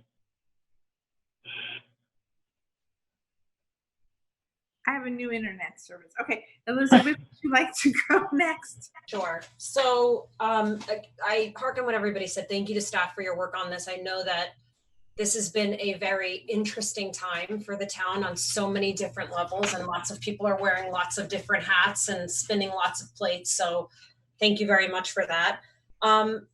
You know, in looking at everything, again, you know, I said this earlier, I'm interested in at minimum staying at our same millage as last year. And so at the current cuts that we're talking about before this meeting started, right, proposed by staff, we were talking about a $77,000 difference. And that's on top of the $897,715 that were already proposed by staff. So that brings the total cuts that we would have to be at to $974,715 to keep the tax millage the same. But I have some things that I also don't want to cut. And I think, you know, we talked about the pool agreement, and I think that that's a big one. That's $50,000 that, you know, I don't think we're going to wind up, or I don't want to spend that $50,000, but I certainly don't want to lose that contract. And so I am looking forward to hearing the feedback on getting that money back, or at least getting the credit for next year. But there was two other items. The tennis court lights are $35,000. And look, there's very little that we can do outside that's healthy, that is more safe. And I think playing tennis is one of those things. My question is on the $35,000 for the tennis lights, can that come out of park impact fees? No, I don't think so. Maybe park. Well, maybe I take that back. Maybe parks impact fee can be used for that. The reason I cut it is because we have lights. We're maintaining those lights. This is for new lighting. So my thought was maybe we'll do the new lighting next year. The lights aren't great. I'll say that. The lights are not great. And it's excessively hot right now during the middle of the day. And again, I think we have to balance, right? Your mental health and your physical health, and making sure that our constituents have the capability to do things that are more healthy, that help them continue to maintain themselves during this time. And I think tennis is one of those things. And so I'd like if you could look in, please, and see if we can use park impact fees to do that. Yeah, I believe we can. I think we still have over $200,000 after the $500,000 for the park. Yeah. Or 100 and what was the number? You gave me the number. No, okay, so right now, excluding the tot lot renovations that we just appropriated $228,000 out of park impact fees, we have $527,361.99 left in park impact fees. However, this budget has $500,000 in park improvements, so that leaves us with only $27,000, which is short of $35,000 we need for the lighting. So What about so-called TDR monies? TDR, we have 3.782 million. Okay. So can we use the TDR money? So let me ask you something else. Doesn't the school board, those lights are run, aren't they, by the school board? No, we have a responsibility for the tennis courts improvements, the lighting, all that stuff is our bill walk. But Melissa, we have $50,000 coming back for the park tot lot project because of a grant. The grant? Yeah, the grant is going to give us back $50,000 of that money. May I ask something else too, though? Are we planning on spending the entire $500,000 in the coming year, or is that going to be partial? Because I would be surprised to hear that we're going to spend the full $500,000 in a 12-month period. I think we most likely will if we actually do the project. There's going to be design fees. There's going to be, the construction. So the parks are not cheap. So I would say that we probably are going to spend a whole amount of money between. Are we going to look at grants to see if there's any? Not for that part. My instruction, because we want to keep it to residents, was not to look for. Right. No grants on that. We don't No want. grants. So I gotta tell you, I'm not okay with spending the money on lights if we're spending all this money in parks. I know what Elizabeth is getting at, but right now we're in the middle of, it's daylight savings, it's still dark, it's still light enough out there. And if I had to spend the money proportionately, more kids use and people use the parks than they do the tennis courts. We only have one tennis court. And so if we're limited in funds and everything else, for me, that's not where I would be putting my money. But what I'm saying is twofold. What I'm saying, first of all, is that I think that we're overstating the amount we're going to spend in the 12 months on 500,000. I don't think, let's say theoretically, it still has to go through full design. It has to go through approval. It has to go through all these different components to get us to the other side of this. We'd agreed that it's going to go to Parks and Rec, committee first. I think that we're saying we're going to spend money this year that we're not going to spend is my initial point. My secondary point is I think that we have other sources of revenue other than, putting it as a line item the way that we have, that we can continue to fund this item. So those are my 2 points on that. Kenny, Let me just- I'd asked about the TDR money. To what extent could we use TDR money for those types of projects? Right. But don't forget, we also lease out this tennis courts to a person who pays us minimum amount of money. And so I know, but I'm talking beyond the tennis courts. We have 3 million something or other in TDR funds. Is that correct, Melissa? Yeah, 3.782 million. Okay, so for some of these projects, to what extent can some of that money be used? Since everything is really tight now, if we want to fund some of those projects through some of that money, as long as it's in accordance with the terms of the ordinance. It can be used for town projects such as this. Yeah, well, we have to be careful about one thing, and that's that, as bad as it is this year with the budget, expect next year to be much worse. COVID doesn't hit, as bad until next year when the January 1 assessments really come down. And so we've got to be cognizant of the fact that we're going to have a problem next year. I want to make sure that we're very careful right now on how much we're spending. I agree. I think we are, but I would be in favor of using $35,000, and that's a budgeted item, so we don't know if it's going to come in that much, to upgrade the lighting so people can utilize that space. But I don't really think it's people utilizing. I think it's Right, but if you want to do it, you could use TDR funds. Out of the 3 million. I would like to use TDR monies. I'd like to hear what everybody has to say about that.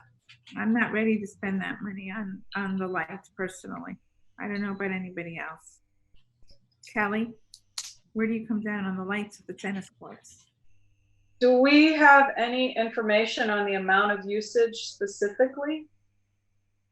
We can get it. I don't have it on hand right now. It's I'd like to know that before. It's used.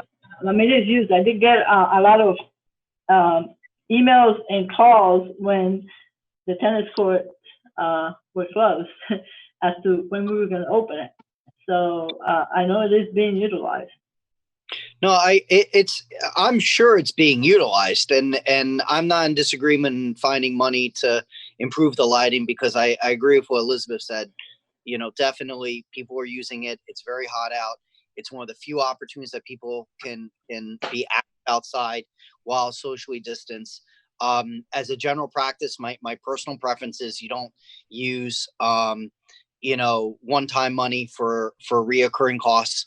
And this is not that. So I think it's okay. And it's a very small amount of money. I just don't want to get into a habit when we look at the budget and saying, okay, we're going to dip into TDR. Literally TDR is reserve money. So we're going to dip into reserves. Yeah, I just don't want to make it a habit. I just, but for this purpose, I think we can probably, we can find 35 grand. This is not really a very big number. So. And I agree that it's reserve money, but when we adopted the TDR ordinance years and years ago, specified to some extent, town projects, what it can be used for. So, right. And I agree. I don't want to just spend it. But if there's a specific project and we're trying to get to a certain, millage rate level, I'm okay with using it for a project like that. Josh, your thoughts on this, please? I think it has to go on one of the wish lists right now. Let's get through the rest of the budget, see what we find. This is not, it's a priority, but it's not a high priority. So if we can find other things that we can cut and keep, the taxes down and still pay for it, great. I'll get there. I have a feeling. Well, I'll get there. Don't worry. I have a feeling. We're only a quarter way down my worksheet. Right. I have a feeling there's other things we're going to be trying to push back into the budget as well. So this is not one that I would spend too much time compared to some of the other projects. Well, the only thing I would say about that, you know, and I understand where you're coming from, is that I'm in favor of doing everything that we can to have outdoor activities during, you know, during COVID. You know, the more people can be out and out in the air and engaging in those types of activities. So, you know, I'm sensitive to the use of TDR funds, but, you know, if we can improve the use of the tennis courts, you know, I would go for it. Bob, let me just say one thing. The only thing is this won't be done before, hopefully COVID's done before these are built. I mean, I don't know. I don't know how long it takes to do the lights. I don't know. I'm not necessarily against, you know, the lights. I'm just saying that because our budget and we want the newsletter and other things, Right. that we need to find, and I also want to reduce the millage rate. I want it to be what last year's was. So we either, Elizabeth, we either find it somewhere, which I'm sure you will find it.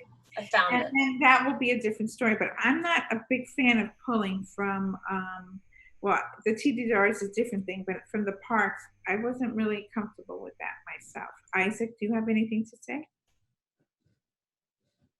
Yeah, are the lights working right now on the tennis court? Yes. Yes. They're poor.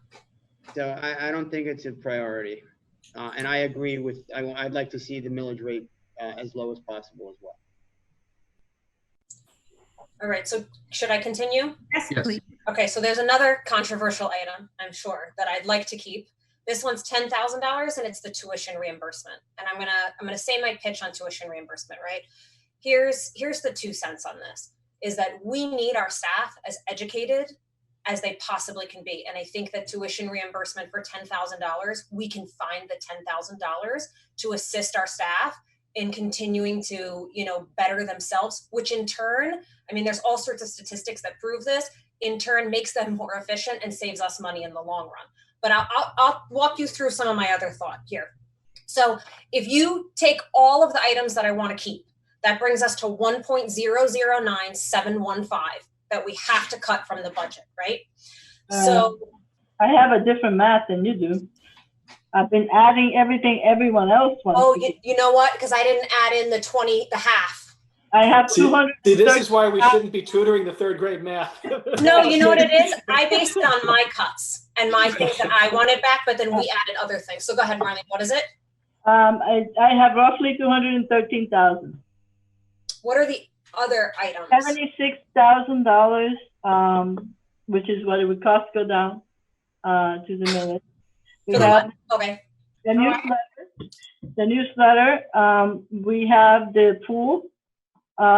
We have the tennis lights, and we have the $10,000 tuition reimbursement you just mentioned.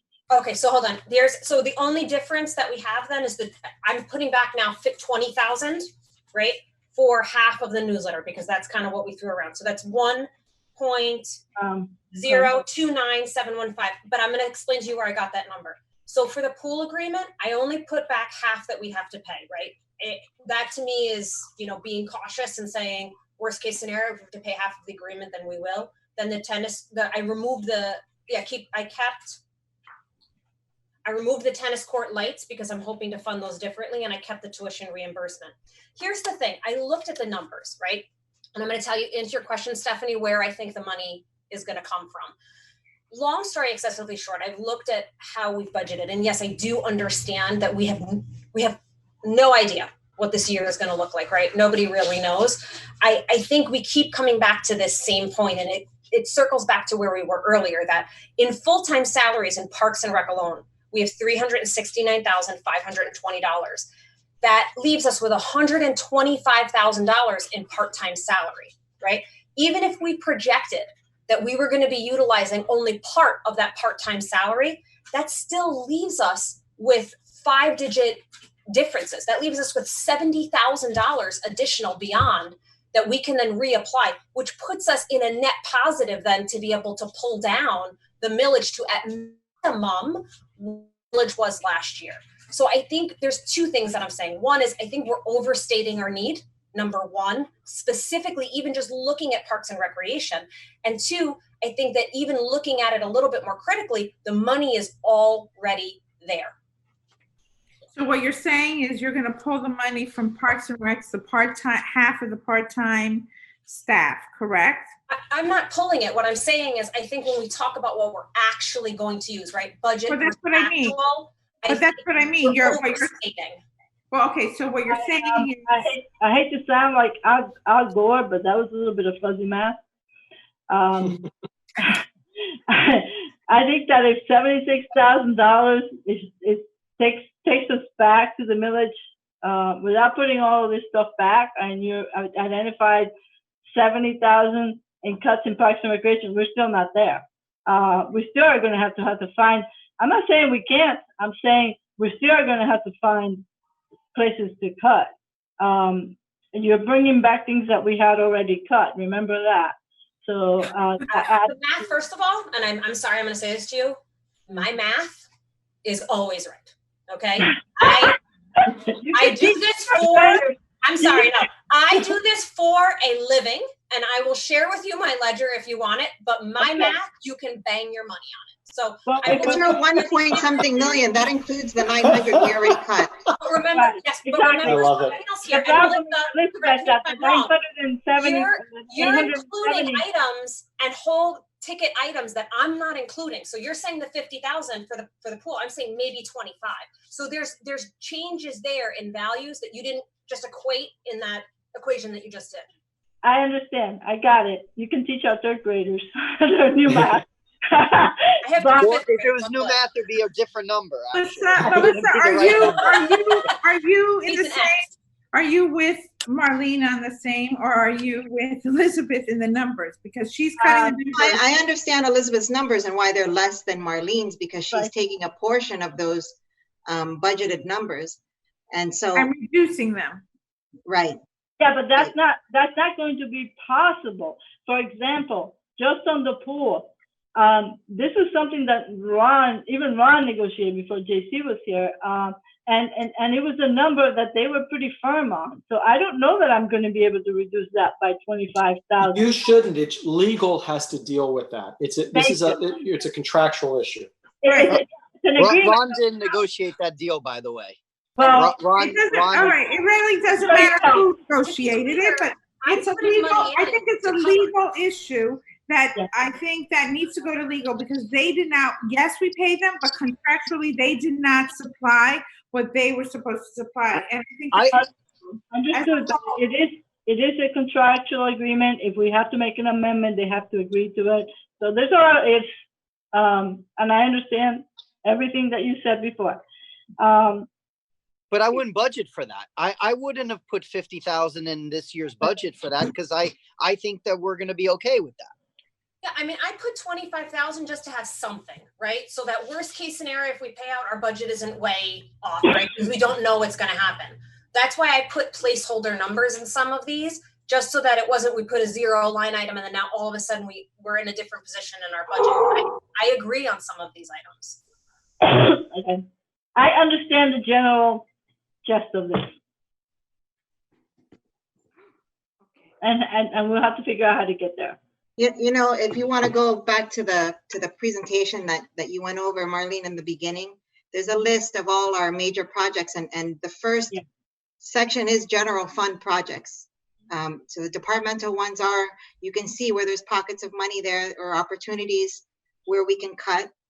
But that's what I was saying. Maybe from the general,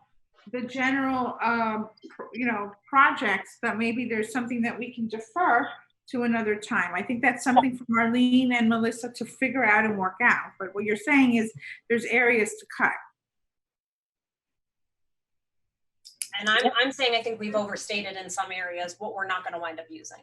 Okay, and I believe those two factors are true. We can cut from our general fund, the projects, our wish list, and we can also look at what Elizabeth's saying and cut from what she doesn't believe, and I don't believe, and I think the rest of the council doesn't believe, that we will be using in our services area. Is that accurate, Elizabeth? Yes. Anything else? Okay, Mayor. Can I pull you back to the agenda? I understand the direction. The one thing that we have to get done is to set the millage. So whatever direction you give me, if we are going with the rollback rate or if we're going with last year's millage of 3.6245. We just need to know, you need to make a motion and we need to, Okay, who wants to make the motion? Well, listen, we haven't finished going over the budget. Well, I think what Marlene is saying is before we go over a line item, she would like to know what we consider our millage, because then she's gonna have to go back and tweak. Is that about right? Yeah.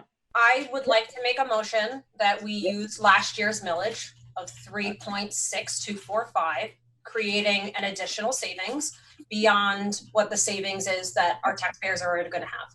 Second.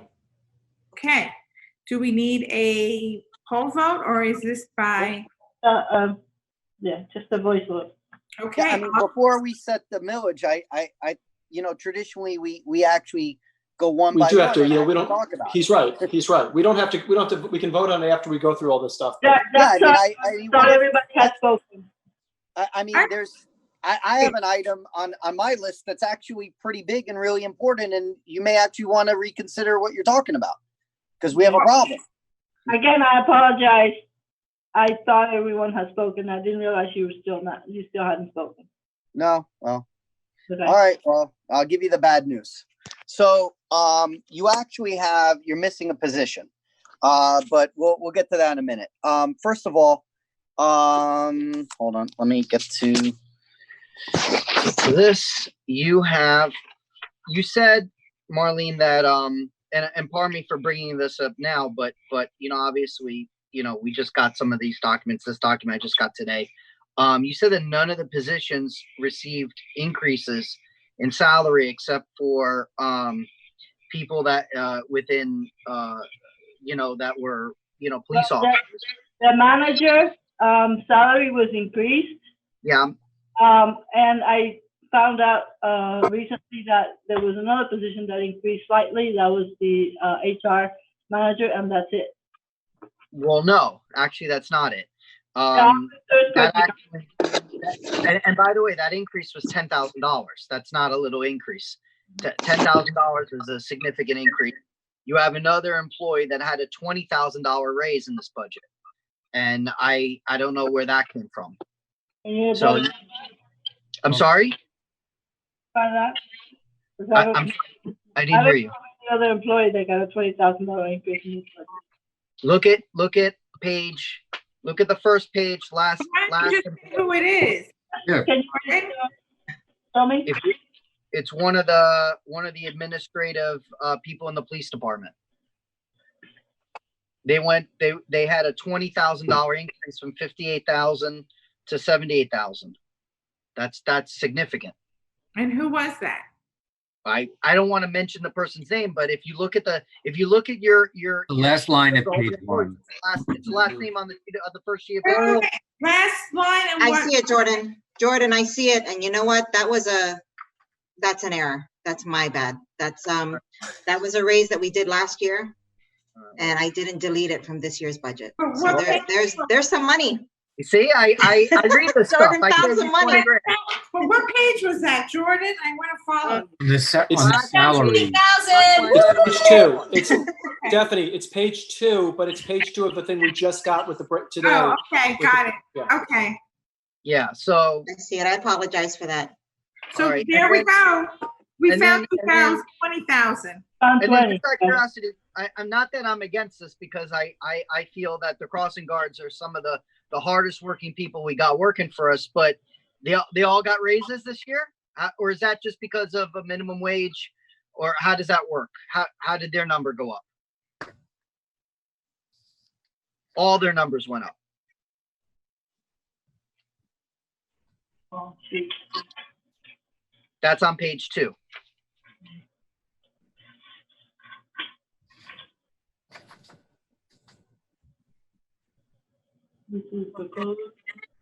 No, this is real, Jordan. This is based on real hours worked. So last year's hours were? Like the rate is the same.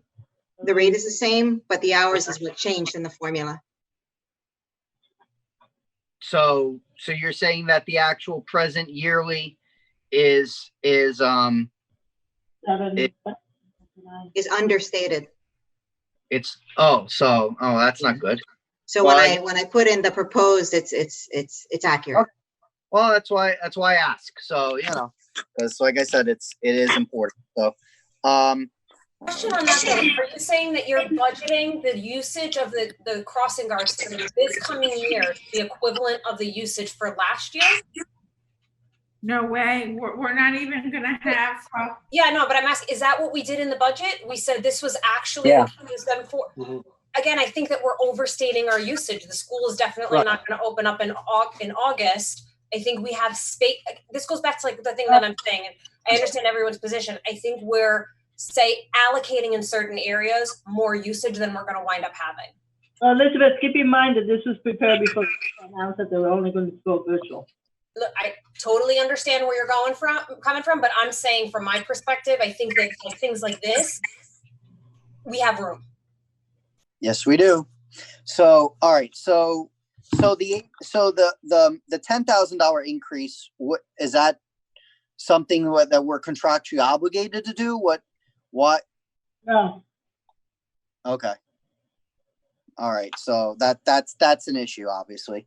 Obviously I mentioned the newsletter. I think very strongly that, one of the purposes of our community is to be able to provide information. A lot of people are not up to speed when it comes to, using the internet or Twitter or Instagram or whatever. And to be honest, a lot of people still read the newsletter.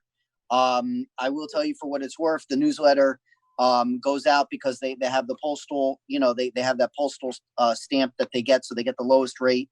I'm not sure exactly how much money you're going to save, by mailing it out to a few less people, because we don't pay that much money on the postage anyway. So, the 42,000, printing, not the postage that we would save money on. no, I understand, but you budgeted 42,000 that you took out of it. I don't know how much of that 42 you're going to be able to knock off. I don't think it's going to be half, but that's just my 2 cents. Moving on, there's one of the other issues I have is that when the previous manager was looking at our budget and our staffing needs, one of the changes that was made that we consolidated 2 positions into one. And to be quite honest, I think we'd all be kidding ourselves if when we hire a new manager, that the new manager is not going to want to, whoever that person he or she is not going to want to revisit, that type of dynamic. And if we don't set this correctly in the budget this year, you're going to be tying the new manager's hands on day one. And it's really not fair for the new manager to be, grandfathered into a system that, to be quite honest, doesn't make sense, and it's not right for our town. We have, when you look at the staffing, there's one person that's cut between 2 different departments, which is rare. That doesn't exist anywhere else other than this one position. It was done this one time.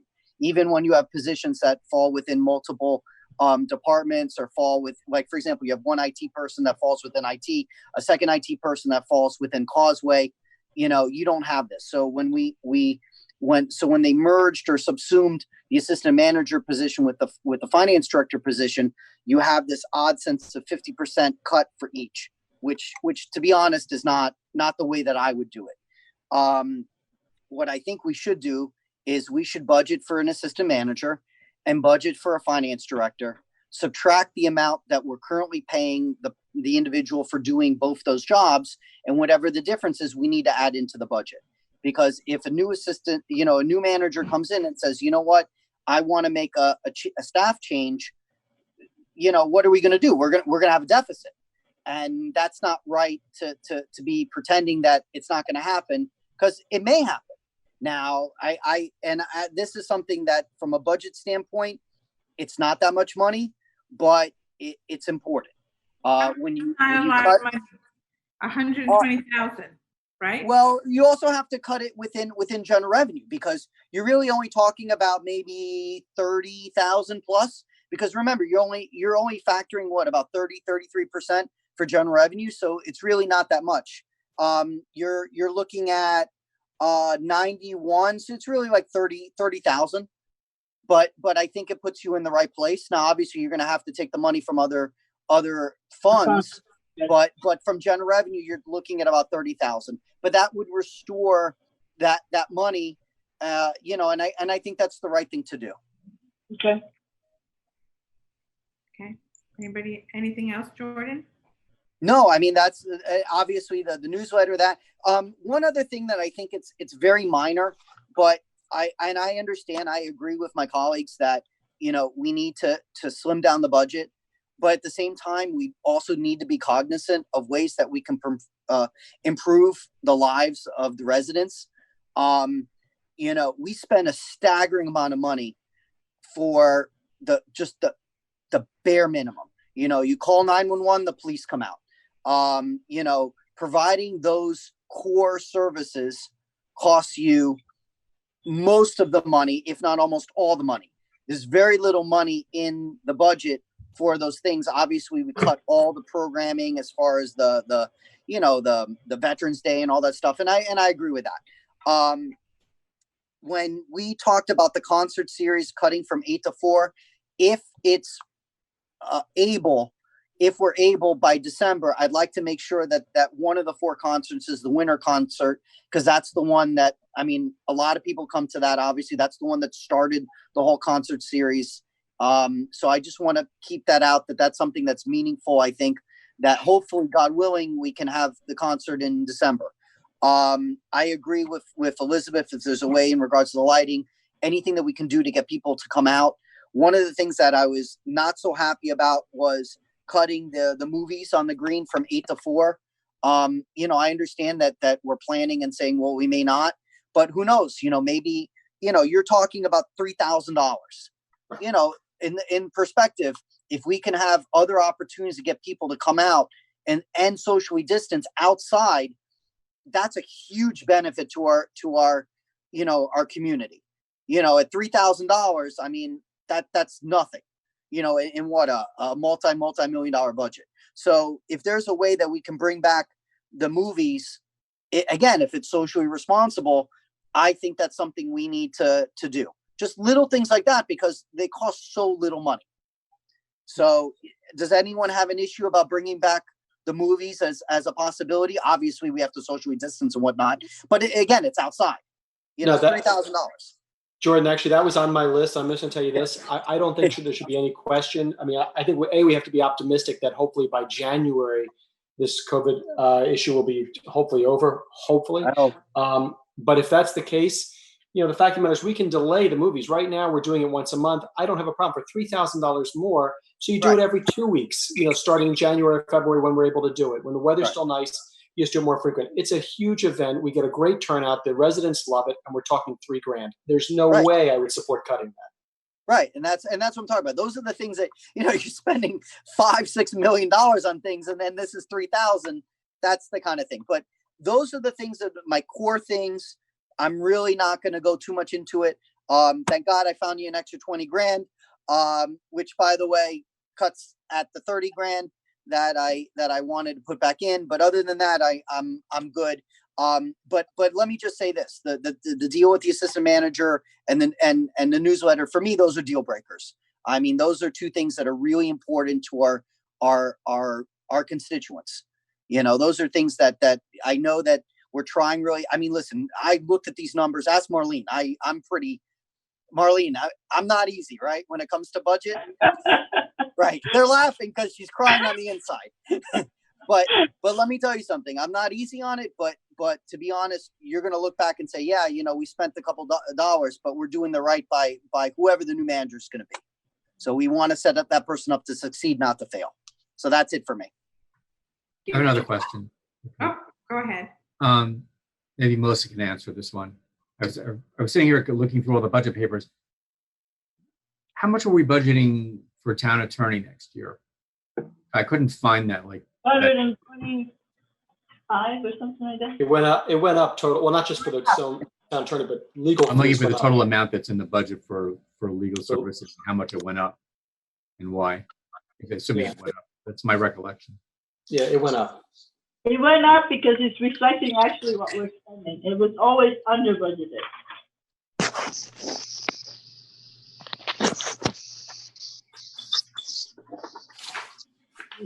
It went Yep, to, it was. Tell me where you're looking in the budget papers, Marlene. well, I'm looking at my internal papers, but it went to 254, 850. And What page in the book? What page is that? I'm not sure what page it is, Melissa. I'm looking at my trying to find it. It's on the 16, back page page. 16. 16. 254. We spent 204, I believe the previous Oh, there it is. year. Okay, thank you. And we were planning for some litigation next year. Maybe that is going to be a little different. There's always litigation. This year we've had a couple of issues that have come up, so we spent extra money on litigation. So we were actually budgeting, thinking about a couple of pending issues that we had. One of which you just had a meeting and have instructed the town manager to settle. So it's a more it's a truer budget number than it has been before. Plus, we also have the RFQ out for town attorney, or we'll have it out, and that's all unknown how much that's going to come up. We just consistently have been spending more than we have been budgeting. All right, I was just curious because it's about a $50,000 increase. So. Mm-hmm. Hey, If Josh, I annualize what we've spent so far this year through the end of June, and include the settlement that was in that meeting last week, it actually exceeds what we're budgeting for next year. Oh, when you say the settlement, though, the What about- settlement is not legal fees. I mean, that's just Right. that's an expenditure. So. Okay. Then it would be close to that number. Okay. I'm surprised because last time we got a report on legal expenditures and we have more, we have several firms that we have on retainer.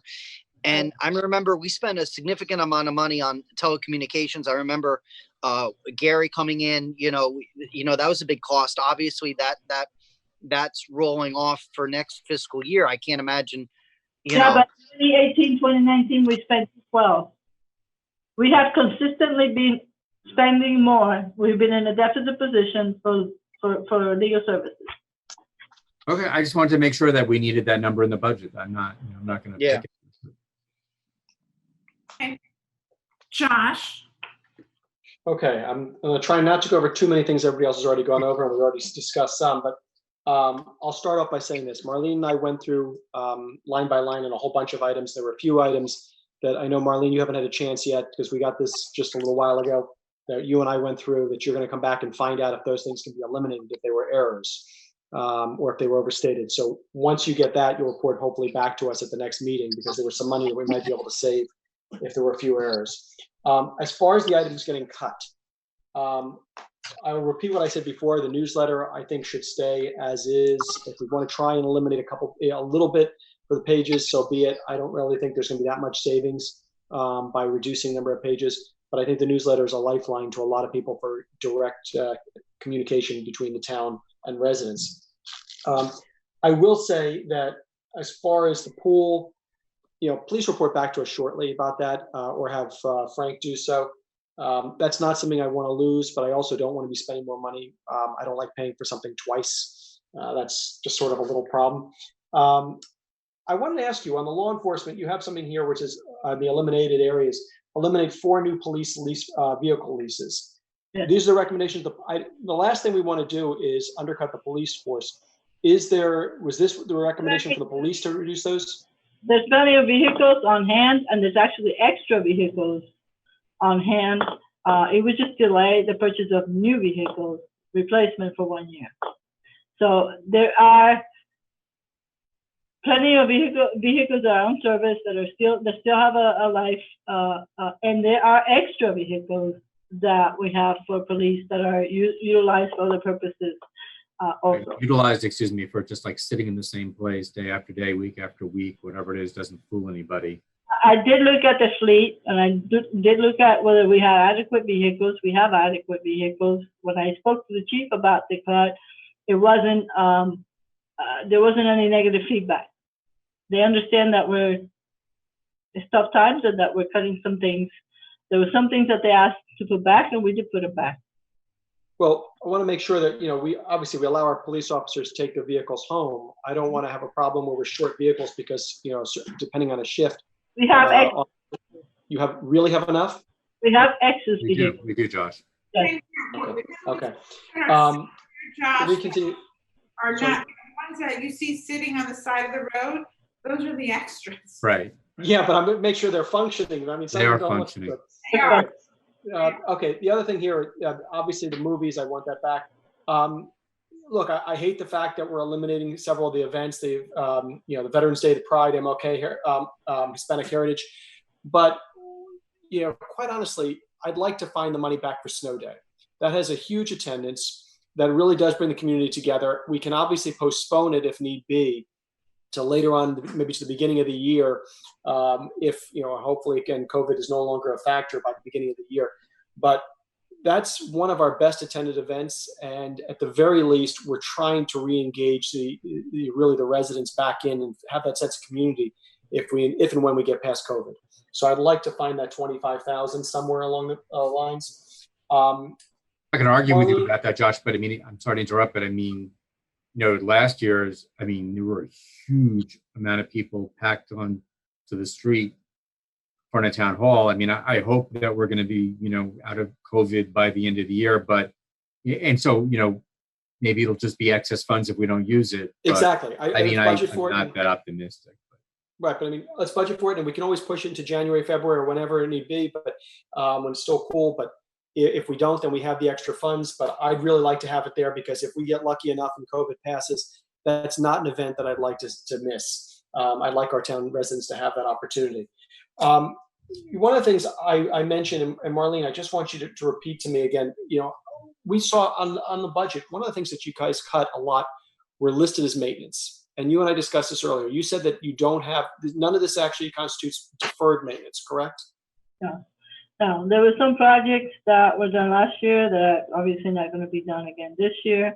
There were some specific line items. We have identified the projects that we are cutting on that sheet that I gave you. There's a couple of public buildings. There was the town hall renovation that never happened. There was all these things that are not going to be budgeted for again this year. No, I understand, but I just want, like I said, I went through all these things with you, and I'm not trying to repeat it again. But I just want your word that we're not going to get something next year where we're told that something that was going to cost $100 this year is going to cost $150 next year because we waited for the extra year to do the maintenance. I can't promise you that. I don't know that. Just like I don't know up and down. We had the issue with China and the steel shot up and building costs went up. I can't say that. But then again, Marlene, but then you're contradicting yourself because here we're talking about, you just told me a moment ago that the issue is that these were projects that were done last year that don't need to be done this year. That's one thing. I have no problem with that. I'm asking you, are you deferring maintenance on something that needs maintenance now, but you think you can get an extra year out of waiting for that because then it's going to get worse because then it becomes A, more expensive to us, and B, I'm still convinced we're going to have a bigger budget problem next year. So I'd like to know that. I take that back. I am deferring maintenance on something. The generator. Our generator doesn't work. It's $1.4 million to replace it. We're not spending that kind of money. Is it going to break? We have a spare one that we rent that we bring in so that we can run the right. sewer. You budgeted the rental. I saw the budget of the rental of the generator. Right. So anything else that's in? There are items like that, Josh, but I can't think of a single project that if we don't do now, it's going to cause a problem in the future. Is it going to cost $100,000 to do it now? and 120 next year, I don't know. I can't say that honestly, looking at you right now, that that's not going to happen. There's too many factors. I can't guarantee that. Okay, I'd like to see, here's the thing, we have to budget something now, but I'm not Yeah. comfortable. We have budgeted for everything that we think that is essential and that needs to be accomplished this year.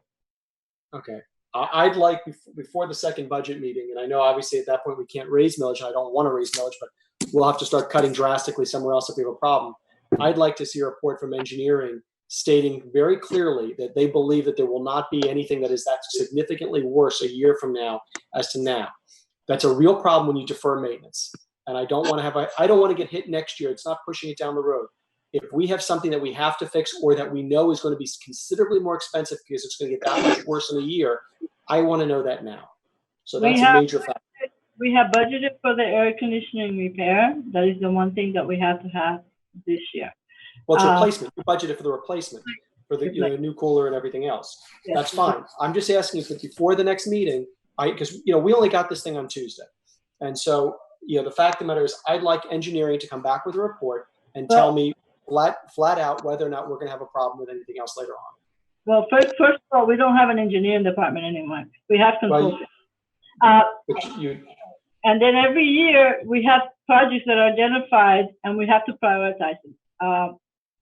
Depending on how much money we have, what the budget looks like, that kind of stuff. The whole town hall building is deferment, nothing but deferment. If we have to talk about that, and our bridges. There's always things that are budgeted for the bridges that we can accomplish in 1 year, and some things that we budget for the following year or the year after that. That doesn't necessarily equate to defer maintenance. We are keeping up our facilities. We're doing work. We just did work on the garage. We cut out the lighting in the garage. Well, that's not defer maintenance. It's just a luxury to have the beautiful lights in the garage. But Marlene, I understand that. Things like that is what I'm talking about. The things that we could cut, we cut. You have the list. I provided the list to you. I mean, none of the items are essential to be done the following year's budget year. Marlene, I understand. I've gone through the list. I went through everything line by line. But I'm going to repeat what I said before. And obviously, the lights in the garage, aesthetic reasons, that's not a problem. The bridge previously, when we didn't know how bad it was, that was after they started removing concrete. What I don't want to get hit with next year are change orders that can be prevented simply because right now, if we look a little closer, we can realize that things are going to get that much more exponentially worse. So what I want to know from staff is that before the next meeting, that they're going to go back step by step on anything else and say, listen, if we wait another year, there's not going to be that much difference at all for this that we can see. If they say, yes, it'll hold out another year, but you're going to have to do a much more extensive renovation, I want to know that now, because that's a very big cost we'll be looking at next year, and I don't want to get hit by change orders. The next items on here real quick, besides maintenance, I mentioned this to you before as well, and I have a problem with this, and this seems to be, the ball seems to have been dropped after we lost Chief Hemingway. We had many conversations. Not only did we have the security meeting, but I had multiple meetings with Sean before he left about items being placed in the budget for anything else he thought was necessary for school safety that he wanted to still potentially leave as confidential so that they don't itemize them all out there so that someone can see. You did ask me that question when I spoke to you. I did find out that the items that he wanted to include as far as security were in this current year's budget, and it's already been taken care of. Okay, so there was nothing new. That's what I was asking you before. Is there anything else because I do not want to shortchange anything the police force wants for security for the school. There is nothing new. There is nothing new. That you guys talked about was already implemented. Okay, that's what I wanted to make sure there was nothing else that was being held back because of costs. I don't have a problem spending money for school safety.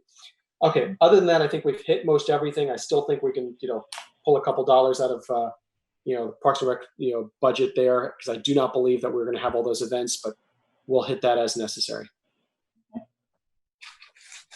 Okay, Well, you've all basically gone over everything. I also agree with the newsletter. It's a must. I think that Movies on the Green is a must because there's very few things that we can do with social distancing, and it's a family event and it allows people to actually get together. I think we also need to look at the picnic.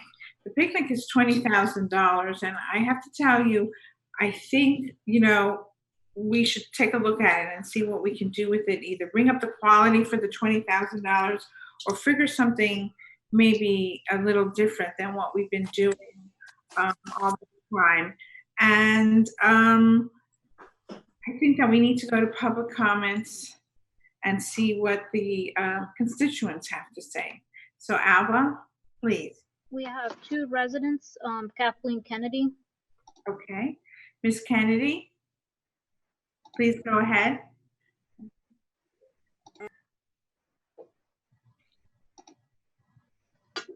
Muted. Ms. Kennedy, you need to confirm that I've unmuted you. Yes. Do you hear Okay, me? Go ahead. Please Thank state you. your full name and address, please, for the record. Absolutely. Kathleen Kennedy, 9180 West Bay Harbor Drive, Bay Harbor Islands, 33154. I've enjoyed this meeting. It's supposed to be a workshop, and it seems like it's a workshop amongst the council, but it was good information. I would like to address a couple of things, and I think, Elizabeth, you've been very, very good. I love your haircut too, by the way. Question regarding the lights in the tennis court.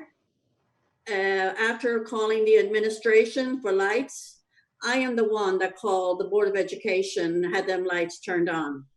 So his name is Mr. Bello, and that can be confirmed. Just FYI, because the kids were complaining that they were playing in the dark. So just for your information.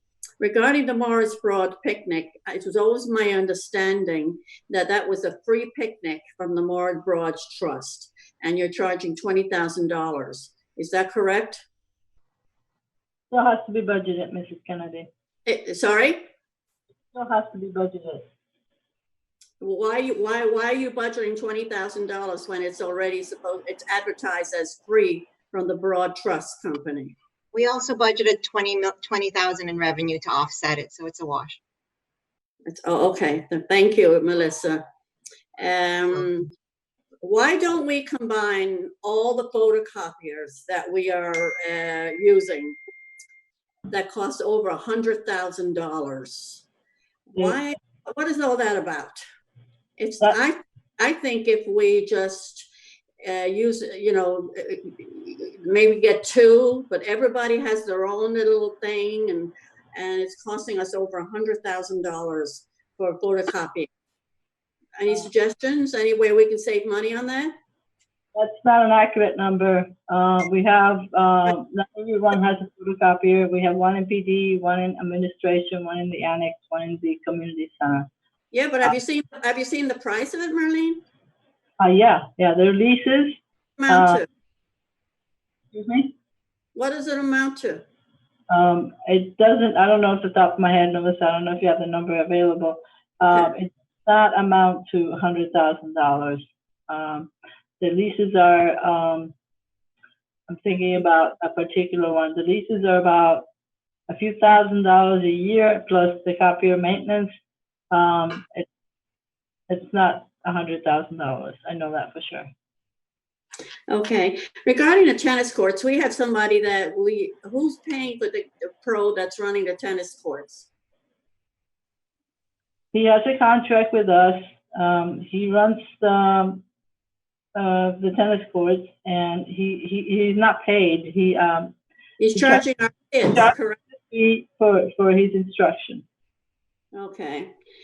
And the next item I have, where is the $300,000 welcome sign? It's not anywhere. It's budgeted. But where is it going to go? In the Causeway Island. Sorry? It is in the Causeway Island. well, it might be someday in the Causeway Island. And did the council discuss this or approve? I mean, I've always asked for a welcome sign to Bay Harbor, but 300,000 for a welcome sign? Really? It is based on previous conversations and previous estimates that two-time managers back received. It's a Causeway Fund. It is just a budget. The council hasn't discussed it. There hasn't been a design. There hasn't been anything yet done. Okay. Thank you. The letter folding scenario, 4,800. Why can't we have our teenagers come in and fold envelopes, save money, $4,800, and get our teenagers involved?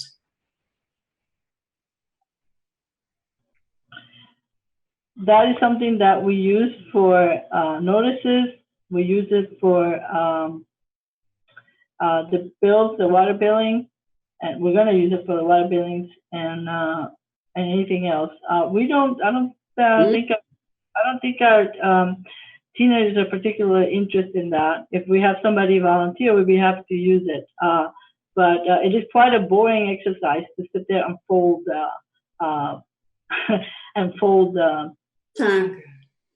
envelopes and letters. Okay. Because you're past the 3-minute limit, Ms. Kennedy. I would like to ask one more question, please. And thank you, Isaac, because I had a question for you too. But can I ask one more question, Mr. Mayor? Please, quickly. The street sweeping service is $105,000. And as all of our citizens know, they put dust and everything on all our cars and everything. They're supposed to come 3 times a week and they're not. Why don't we buy our own street sweeper for $105,000 that we're spending, that we're budgeted now? We've been through this. We've had our street sweepers. The street sweepers are very expensive. And they break down all the time, and then we need an employee to run it. It was a cost savings presented to the council by previous manager, Ronald Watson. Basically, it freed up one of our public works guys to do something else, and it stopped our old Elgin street sweeper from being always broken and not being able to go out there and service the community. And I believe that your number is not accurate for that either. I'm looking at it here, Marlene. I think you're looking at the total for rentals or leases. That is not just the street sweeper. There's other things in there as well. Okay. Now I have one. I'd like to ask Isaac Salvo one question. As the accountant for on the council, we have he's the president of the FLC. Is that correct? Has he got us any grants for Bay Harbor Islands? Has he done anything for our citizens of Bay Harbor Islands as the president of our beautiful island? I think Kathleen, we're sticking to the budget and Well, maybe I'm trying to lower the budget. Maybe he can come up with some great ideas. He comes up with wonderful ideas sometimes. So it's just a question. If he doesn't want to answer, that's fine. I'm done. It's not that type of organization. You have any suggestions, Isaac? Yeah, we keep on going to Tallahassee and trying to shake the tree for some money. But you've been going for years and you have brought nothing back. Okay. I'm as good as my true. my dear. Okay. Okay. We actually brought back money this year, but it was actually vetoed by the governor. We actually had money in this year's state budget, and due to COVID, Governor DeSantis line itemed a staggering amount of money this year is almost like $1 billion. But we got money this year. Almost every year we get money. That's actually not really true. I think Kathleen, Ms. Kennedy, I think what everybody's trying to say is that we do go up to Tallahassee. We do go and ask for money. We are looking, I'm assuming, Melissa, we look for grants and we look for other ways of achieving income into our city. Is that accurate? Well, you have $500,000 for parks. Did we get grants for that? The $500,000 is coming from park impact fees, which was paid by everybody who was building a project in the town. And we also eventually will get that back from the developer for 1177.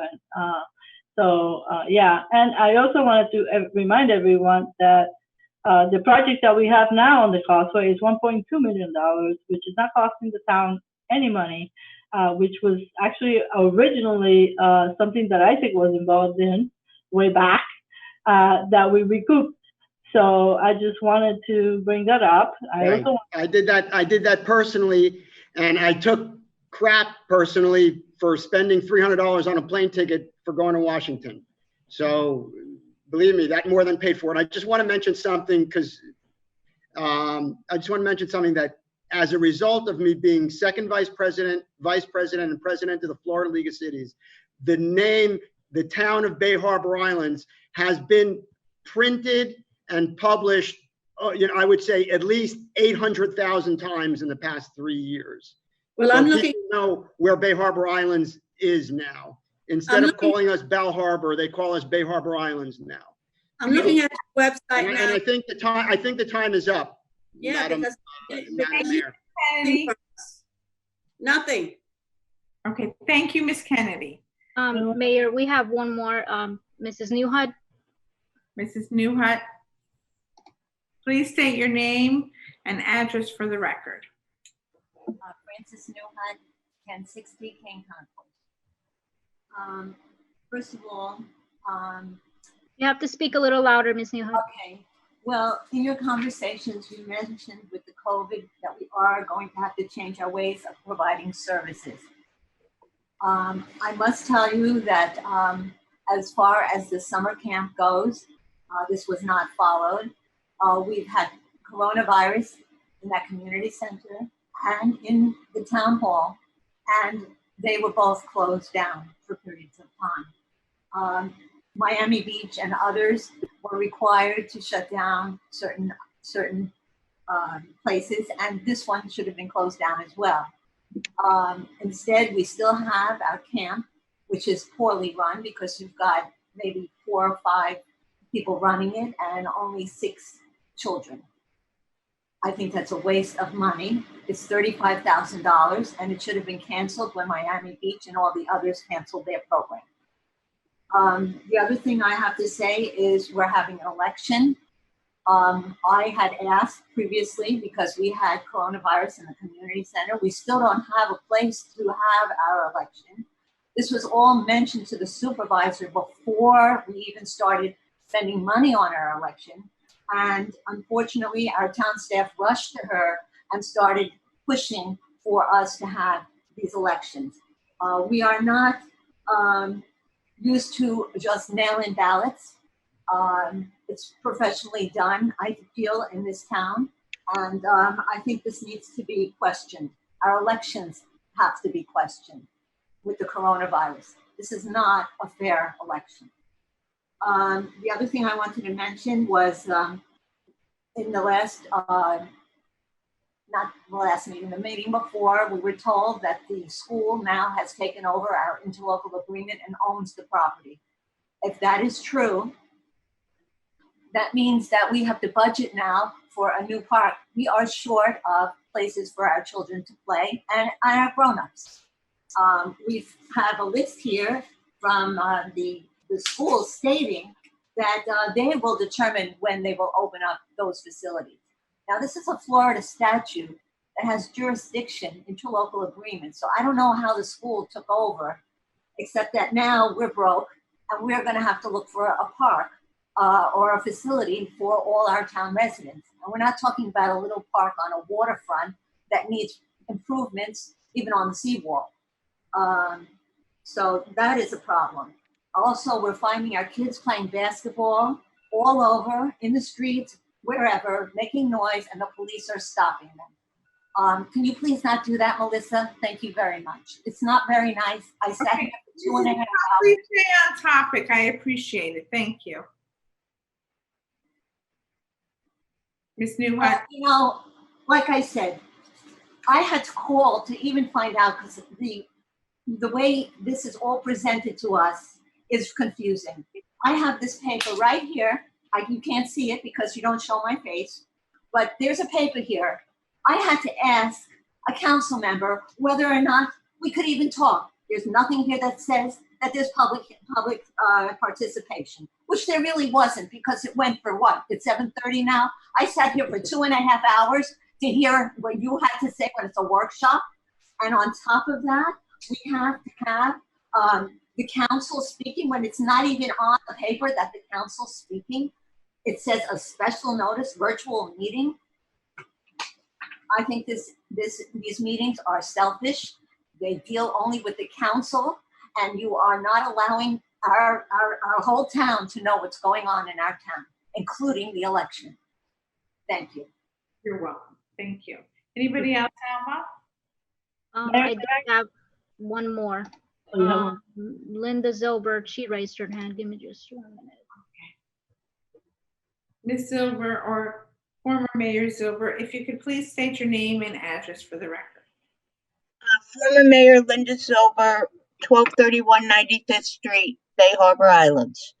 I would just like to ask, and Jordan would know this, since the county has switched getting monies for anything that has to deal with the COVID-19, are we getting reimbursed and have we sent in for the cleanup of COVID, for our community center, for our town hall, etc.? Are the bills being sent into the county so we can get reimbursed? Actually, I can answer that. We've already applied for FEMA reimbursement. Good. And the CARES money that you're talking about, they just reduced it from 130 million to 30 million for cities. We are working on preparing. That is due on Monday. The county mayor's office sent us a notification 2 days ago that we needed to submit all this by Monday. But we have, we're working on it. Melissa's working on it, and we will be submitting for everything that we've been spending for COVID. Good. I hope we get it. I hope we get it. Thank you. Thank you. I hope so too. Thank you. Just a comment about that, if I might, because I sit in these league meetings every Tuesday morning, like for months, and listening to the discussion. The lack of transparency from Mayor Jimenez and his administration and his deputy mayors is really pretty, just think about it, as you're voting for mayor, shortly. I mean, obviously he's not running for mayor again, but just think about the way that this administration has treated the municipalities very poorly, really dishonestly. Thank you. May I address a couple of things? Sure. Okay. With regard to election, I feel like I have to say something because I don't want to give the wrong impression out there. I know there's a lot of people that probably won't feel safe coming to the poll. That is something that is for every election. We're not the only ones having an election August 18th. The town hall is the polling place. And actually from now on, the town hall will be the only polling place. We will not have another polling location on the south side of the island. It will always be the town hall. Even in November? For every election going forward. So that is the new direction from the elections department. And I just wanted to mention that there is an election August 18th, 7 a.m. to 7 p.m. and there will be a polling place open at Town Hall where people can come and place their vote. The election department has launched their own campaign to have people actually vote absentee if they feel more comfortable doing that. But for those that don't like to vote absentee or don't feel, or they like actually, so a lot of people like coming to the polling place, and if they feel safe, there will be a polling place here. Excuse me, here on August 18th. Marlene, is it too late to get an absentee ballot for those who do not want, Elizabeth, it's too late? It's not too No, late. it's not. So I think that we need to do, I mean, this is my personal feelings. I think we need to do a little more promotion for people to get absentee ballots as we now are in the midst of COVID and it's getting worse, not better. I think there are going to be a lot more people who are going to be uncomfortable coming to the polls. And I think that a lot of people are not exactly educated on how to get it, where to get it, or anything else. So I think we need to do something, whether it's a flyer that we sent out or we put out that shows people where to go, how to go step by step to get an absentee ballot. I think it's something that we need to do. And I think it's urgent that we do it. I don't know how the council feels about that. If I may, Mayor, we have been sending out reminders on social media. It's also on the newsletter. It doesn't work that way, Alba. Senior citizens are not looking on Facebook and Instagram. We got it in We the published newsletter. it on the newsletter. It's. I think we need a separate piece of paper that goes out to everybody in this town. I know it's going to cost us money, but I think there needs to be a paper. If you like to vote and you're not comfortable going to the polls, this is what you can do. Step 1, step 2, step 3, step 4. I mean, that's what I think. I don't know what But the rest of the council. Isn't the deadline 10 days before the election? Yes, August 8th is the deadline to request them mail by So vote. we're pretty short on time to get something out to the residents at this point. It's just a flyer that you can send out. On No, Monday. if we can do it, we can do it. I mean, with the link, Yeah, as to where I they go to provided request. this. It's actually going to be on the August newsletter that's going to go out tomorrow. Hopefully it should be in the mail. So all that information is on the newsletter. Okay, thank you. Okay, so is there any other public comments? No. Okay, so I think we had a motion, right? Motion second, yes. Who did the motion? This is the first motion, 3.645 millage. Josh Fuller seconded. And that is what the what we had last year, correct? Without the rollback. Yes. Okay, so all those in favor? Aye. Aye. Aye. Aye. Okay, anybody opposed? Nope. Okay, so there you go, Marlene. You have your directions, your where you're going, And and that pencil and find. right. Okay. I guess the next item is discussion about the workshop. If necessary, somebody wants another workshop. If not, the first public hearing we are proposing to be held on the 4th or the 8th, with the second public hearing on September 14th, which would be the regular council meeting. Does anybody, would anybody like another workshop after Marlene tweaks? Or would you prefer just to I go- would just ask Marlene, are you confident that you can, now that you have your marching orders, that we can make this work out without needing another budget meeting? Or do you feel that we need it to be able to tweak more? What's your opinion? I think I understand the marching orders. Great. I don't think we need one then. Just Marlene, as long as you talk to us the next, week or so, 2 weeks, and just give us a general idea of what's going on and what you've been able to fill in, we're fine. Sure, I'll be happy to. I would Okay. like you to, once we pick our town manager also, if you could involve them, since they have to live with whatever decisions we make, and get some input on whoever the next town manager. Of course, yes.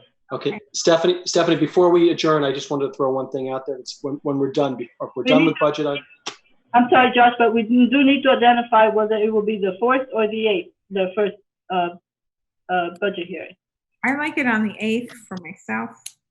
Is it because it's the first week of school, and I think that there's a lot going on. Does anybody? 8th is fine. Okay. it's fine. Okay.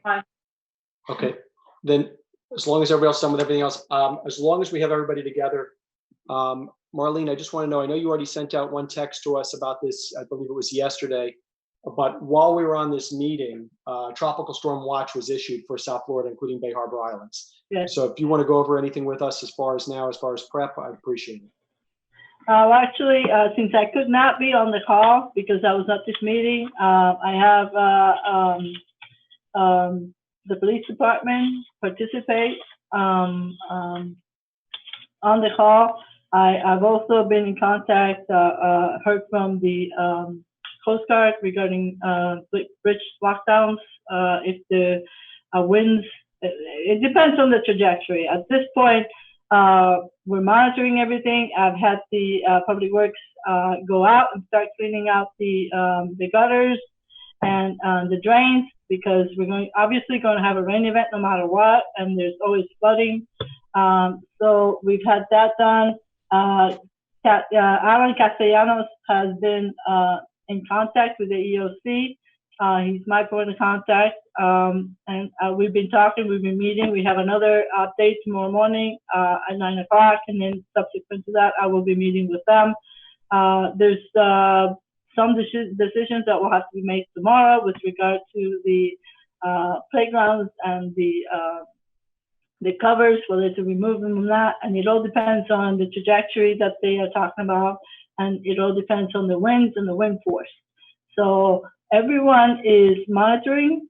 Everyone is taking the steps that we should take on this, and we hope that it doesn't turn into anything more than a rain event, perhaps some wind.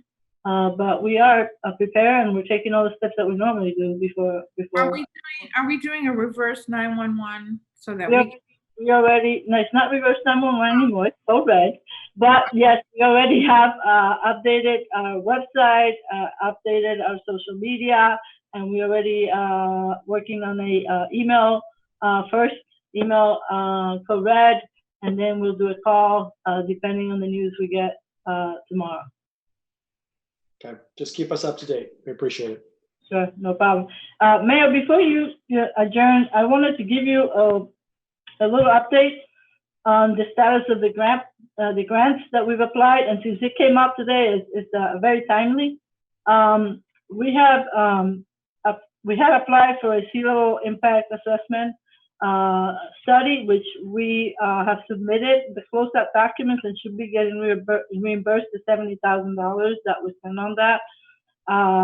We also have the sewer lateral lining project that was a matching grant for $250,000 that we got. We are going forward with the project. We had to get an extension on that because this is something that's been lagging since 2019. We got the extension, we got the approval, the project has started, and we will be working on getting reimbursement for that.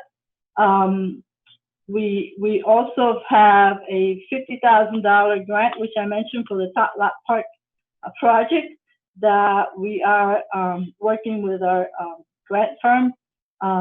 The reimbursement will come after the project is completed. They're pretty close to completing the project within the next 2 or 3 weeks. So right after that, we will make sure that we get the $50,000 back for that one. There are a number of other grants that we have applied for and that we will be applying for. We have applied for several federal grants, critical facility grants for the police department, and we threw in there everything we can find, including that very expensive generator for $1.4 million, the AC, and anything and everything that we could find for hardening. For example, for Town Hall, we put impact glass so that we can utilize our public works force on other things besides putting shutters all over Town Hall. It takes a tremendous amount of time to do that. So everything on our wish list we threw into this grant. We also did a similar grant for the fire station, Fire Station 76 hardening.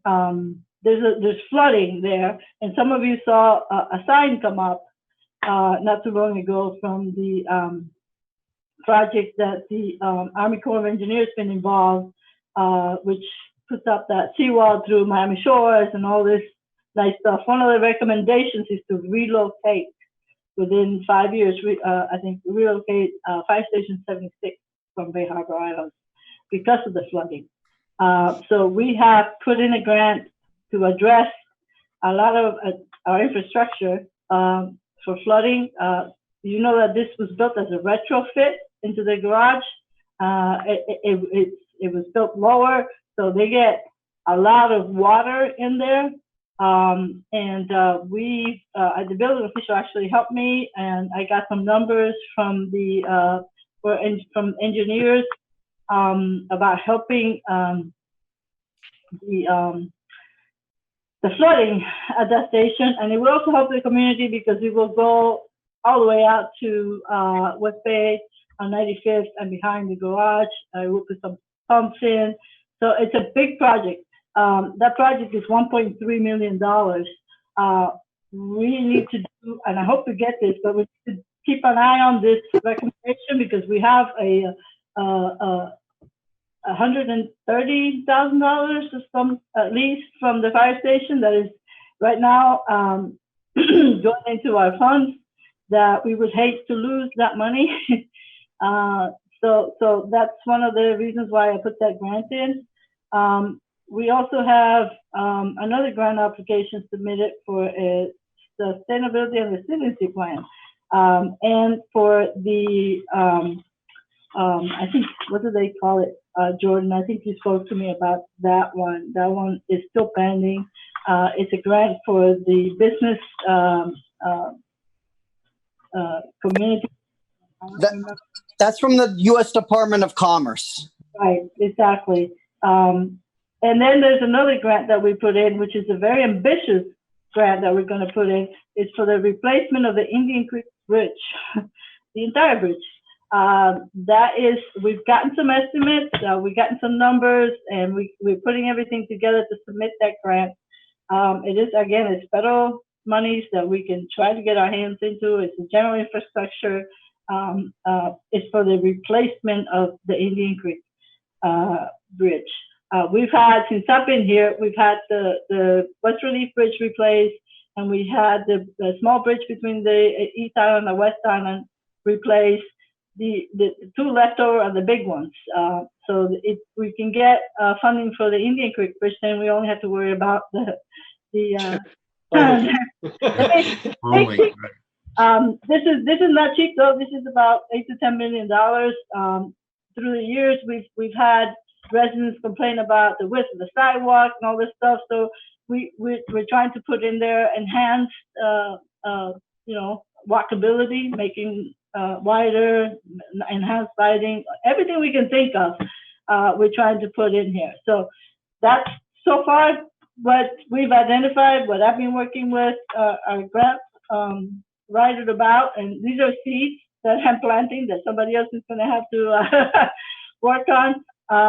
We won't have some of these decisions until October. Some of them are as soon as October 2020. So we will hear about some of these soon, and we'll hope that we get some of these because we're not getting anything from the state of Florida at this point. Before we go, because I know we're not having a second meeting, I just want to make sure, Alba, there's nobody else in the public who has not spoken who wants to speak, because I don't want any calls saying that they didn't get enough. I just got a little chat that Ms. Kennedy apparently has a relative that wishes to speak, that she's a resident. And Linda Zilber and Mrs. New had already spoken. They still have their hand up. But okay, so let's just go to the one person, I think, because we're not having a second meeting. So let that person speak so that we at least can go they can identify themselves and speak. Yes. Yeah. Please state your full name and address for the record, please. Hi, Council. My name is Tassie Andrews. I'm a resident of Bay Harbor at 910 West Bay Harbor Drive, Bay Harbor Islands 33154.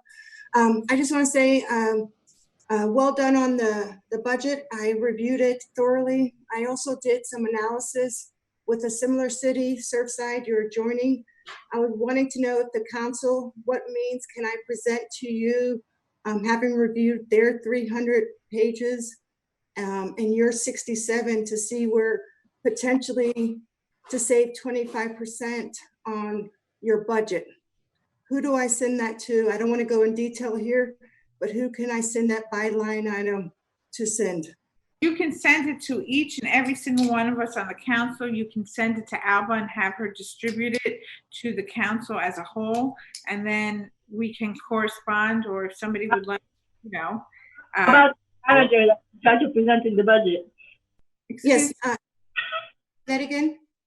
I said, how about the town manager who's in charge Yeah, of so give it to Marlene and Melissa. Those are the two people that are going to print it for us. Helpful. Yeah.